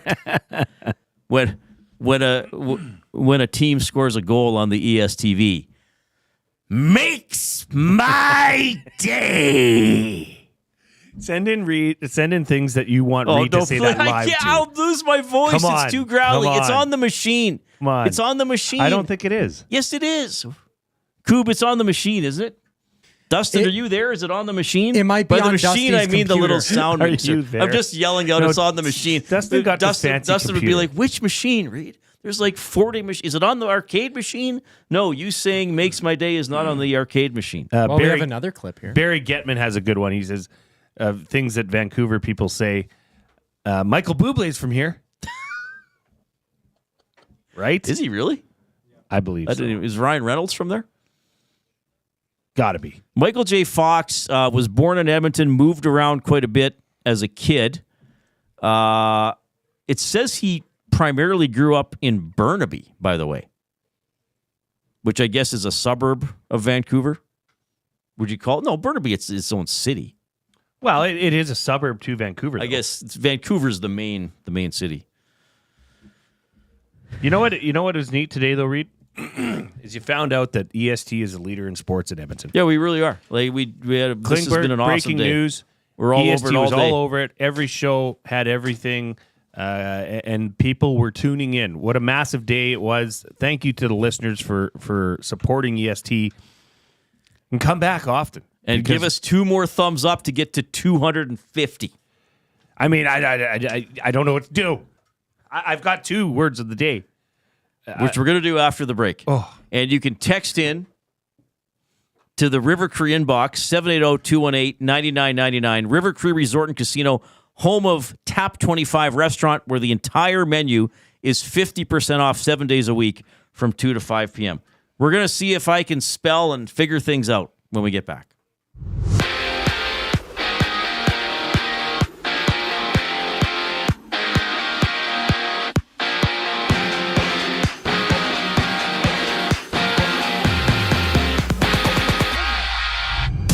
The Oilers have agreed to terms with 32-year-old free agent John Klingberg on a 1-year term worth $1 million. And Klingberg's coming off a hip injury with his last NHL game in November of 2023 with the Maple Leafs. And tomorrow, the Oilers challenge the Canucks, seeing an extended version of the GCL Diesel Oil Stream pregame show with Tom Gazzola live on location at the Shamrock Curling Club starting at 6:30 right here on EST. And only 2 games on the schedule tonight has the Penguins down 1-0 against the Sabres nearing the end of the first, while the Golden Knights and Hurricanes have no goals near the end of 20. And there's 11 games in the WHL, seeing Edmonton visit Regina, Winterhawks battling the Warriors, while Saskatoon faces Red Deer. And from the Nest, the Nate Ooks men's hockey team plays the Kings, while in Red Deer, The women's team challenges the Queens. Down south, the Titans have hired Mike Bergonzi as their next general manager, and on the coast, Roki Sasaki has announced on Instagram that he's agreed to terms with the Dodgers. Elsewhere, the Raps are back in action against the Bucks in a 9-game NBA slate, and right now the Celtics are up 33-24 on the Magic entering the second quarter. The final segment of this Friday edition of the Reid Wilkins Show comes after the break. I'm Zachary Kubusch, and you're on the loop. Get to know the winners, props, plays, parlays, and more with Nielsen and Hustler. Weekday mornings at 11 on The Lock Shop. Only on EdmontonSportsTalk.com. Edmonton Sports Talk delivers a mass audience of key, influential customers to your business, all while you associate your company brand with the biggest names, the hottest sports news, and teams from every league around the globe. Oilers and Elks, NHL, NFL, Major League Baseball, and the association, Formula One, soccer, golf, oh sweet mama! The excitement is palatable on Edmonton Sports Talk. It's where fans go to get their sports fix and where our partners find the most loyal consumers. Contact us today and see how our team on Edmonton Sports Talk can score the biggest goals for your business. With various advertising options available, email business@edmontonsportstalk.com or head to our website and send a message at edmontonsportstalk.com. Looking for a winning strategy for your retirement? Contact me, Joaquin Gage at K4 Financial, where expertise meets dedication. I will always look for a careful approach to your retirement, ensuring your financial future is secure. From tailored strategies to clear, actionable advice, I'm here to guide you every step of the way. Don't leave your future to chance. Get in touch with me, Joaquin Gage, today at k4financial.ca or email joaquin.gage@k4financial.ca to start planning for a brighter future and a more secure retirement. Food Sausages makes their meat with nothing but the best local ingredients. From chicken, beef, and pork, their gluten-free sausages are packed with flavor. Every single bite. Get a 10% discount when mentioning Edmonton Sports Talk in-store or use the code EST when shopping online at foodsausages.ca. Plus, you get free delivery on orders of $100 or more. Find them at 6736 99th Street. Food Sausages. You can't beat our meat.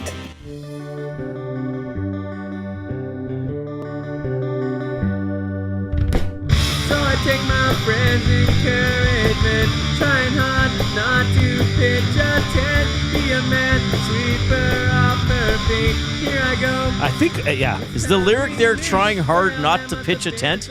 So that's a Brody song. Let me just, hold on, Jay. So I know I talk a lot, but that's the song, the character in that song is talking to a potential romantic interest, and he's worried about pitching a tent during the conversation. Yep. What's the song called? I don't know. I forget. It's on Love is Hard? We need more North Shore. I think Brody is sailed. Reid, people are saying you sounded like Mrs. Doubtfire when you did that. What did I don't even remember what I did. The Buffalo scored. What did I say? I can't remember how I said. I wasn't trying to be anything. I was just being said, Buffalo has scored. That's not. Yeah, is that how I sound? Doubtfire. Is that how Mrs. Doubtfire? I don't remember how she sounded. That was Robin Williams, actually. By the way, folks. No, it wasn't. I saw the movie. It was Mrs. Doubtfire. We are at 255 thumbs up on YouTube, which is a new record by 256. It's a new record by 86 thumbs. Incredible stuff. Thank you for participating in the show today. By the way, if you have been texting us at 780-218-9999, you have been using the River Cree inbox, River Cree Resort and Casino, featuring Italia Restaurant, home of the $6.99 brunch special from 11 a.m. to 4 p.m. on Sundays. Good stuff. Thank you very much. So, you know what? I got to do this one. River Cree got an extra one.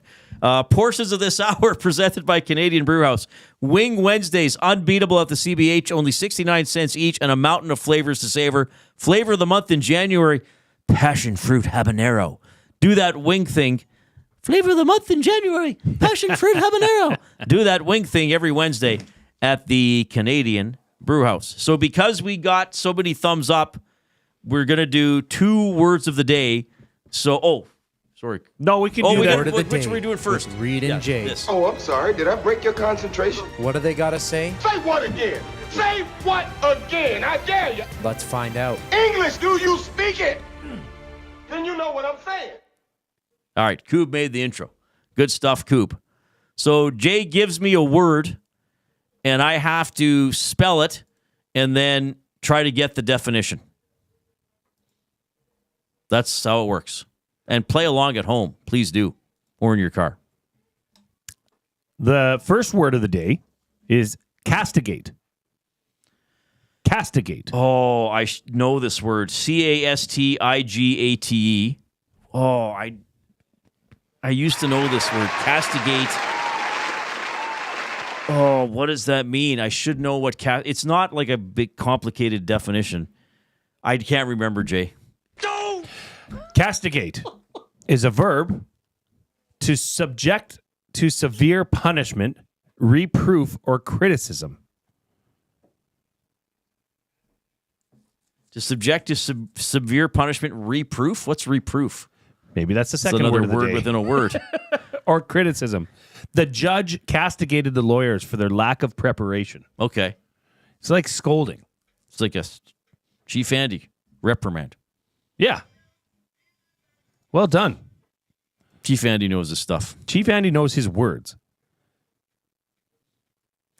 Castigate. Coup, because we are doing 2 words of the day. Got to play it again. We need to hear that banger again. The word of the day with Reid and Jay. Oh, I'm sorry. Did I break your concentration? What do they got to say? Say what again? Say what again? I dare you. Let's find out. English, do you speak it? Then you know what I'm saying. It's very good. Second word of the day. Otios. Oh, are you serious? Otios. Otios? Well, there's a word I've never heard of. The spelling is going to surprise you. Otios. Otios. Okay, so do I get a second stab at the spelling then? Because I'll tell you what I wrote down as I thought would be the somewhat obvious spelling. Osceous. So the spelling of Otios, how do you say it? Otios. Otios? Otios. Otios. Otios. How do you possibly spell this? There's a T in it. There is a T in it. Closer to the start of the word. Yeah, okay. So trying to think, what is that similar to? Okay, I'm going to go really simple then. Otios. Very close. Otiose. But it's pronounced Otios. Otios. I have trouble saying it. Okay, I have to take a guess. It's even an though adjective. I don't know this word. I'm going to say extremely something that is like inappropriate for an occasion. Like if you wore bright pink pants to a funeral, you would say Deborah's pants were Otios given the occasion. I'm really making you laugh. This is good. Comment, similar to tone deaf.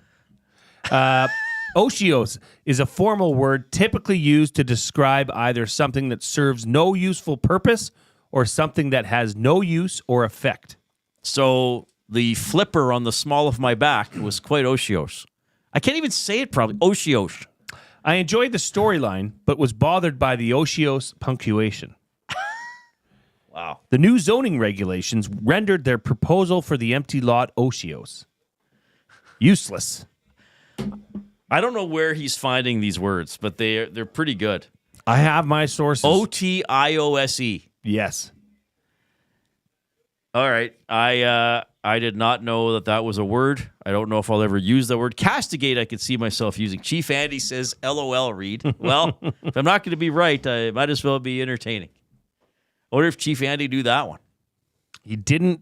He usually is pretty quick to respond if he does. Which, the fact that he even knew castigate. Well, castigate, is a word. Good word. So All are we right. going to do something here special to commemorate the new record? Do you have a third word of the day? I do not. Okay, we won't have it. Well, I think I could find one. I think we would have done this anyway. No, we won't. We're fine. We're at, how many thumbs are we at? It's a lot of thumbs. 258. Well, okay, let's get to. Can we try to get to 270 at the end of the show and break our old record by 100? Oh, let's do it. We got 7 minutes. We'll say we got 7 minutes. 258 thumbs. That's 129 hands.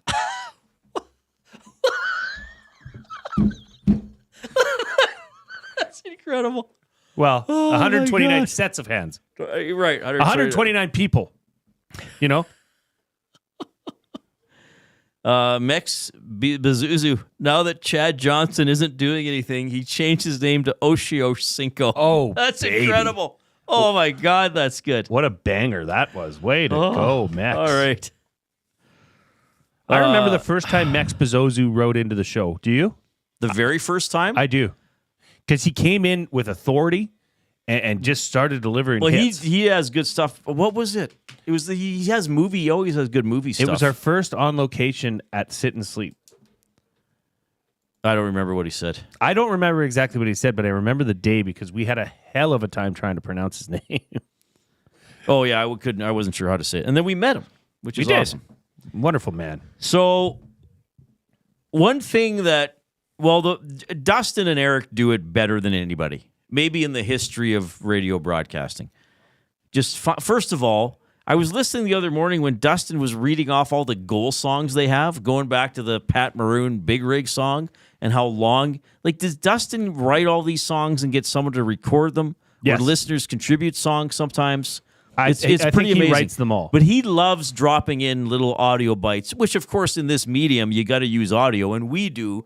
But the way Dustin and Eric do it is pretty overwhelming, quite frankly. I don't necessarily mean that in a bad way, but it's like, holy crap. And when they commit to a bit, like they commit to it. So they've been using my Makes My Day clip. So this morning, I even texted the show with a line they could use to use Make My Day. So I thought, all right, we have to embrace this a little bit. So earlier this week for one of my dunk videos, Tom pretended he was me. And he said, oh, we'll talk about Dungeons & Dragons, which, by the way, I don't even play Dungeons & Dragons, but it was funny the way he did it. So, hey, Tom, what are you up to this weekend? Dungeons & Dragons. I love it. So now we're going to find ways to put that in. I think we can clip more from that. Oh, really? Yes. I explored it a bit more, and you could take some more out of it. Yeah. And I think we can... I mean, we have so much content on a daily basis. We do. When you're driving or I'm driving, Reid, we need to think and listen to things. Even what imagine getting some good Maddie clips. Oh, that'd be amazing. Like, oh, come on. Hey, Tom, when you take a lady out on a date, what do you like to talk about? Dungeons & Dragons. Go ahead. Make my day. Oh, that's pretty good.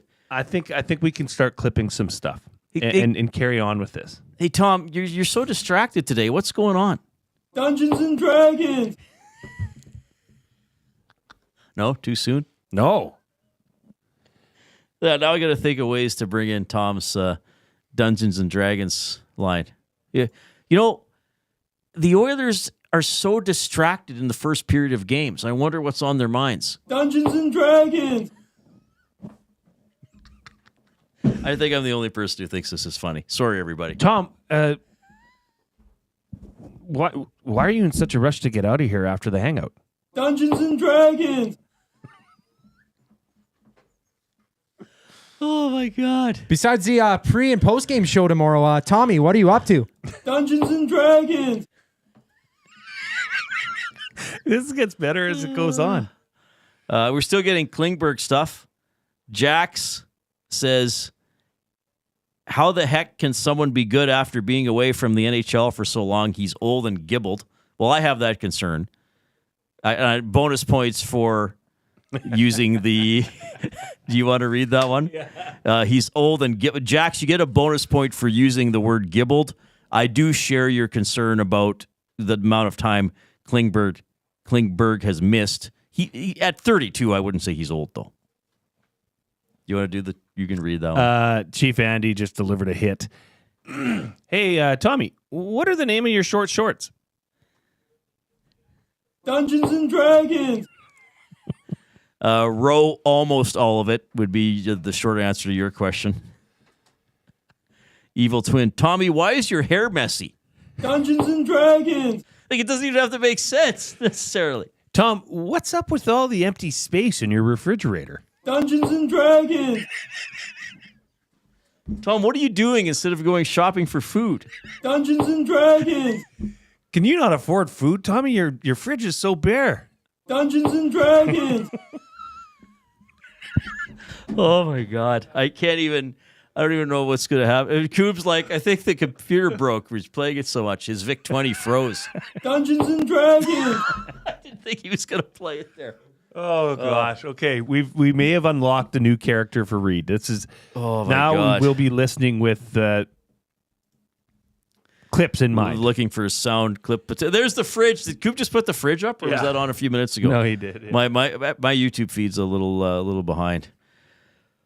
Okay, well, we got to 260 thumbs, so we set a new record by 90. Well, someone might have unthumbed us. Now it's 259. Somebody will give us 260 by the end of the show. Well, this show has truly made my day. Hey, Tommy, what do you think Klingberg's going to do when he meets the team in Vancouver? Dungeons and Dragons.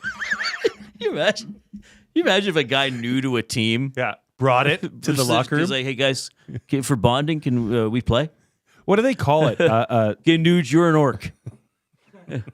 No, sorry, Leon, you're an elf. I can't do anything about it, okay? What do they call when you're in a game? Is it a journey or is it I don't even know, actually, because this is the thing. I don't actually play Dungeons & Dragons. I don't frown on it. If I'd grown up probably in a larger city like Edmonton, I probably would have played Dungeons & Dragons. A quest? It might be a quest if you're on a quest. Tommy, what? Tommy, I can't help it. What's in your pocket? Dungeons and Dragons.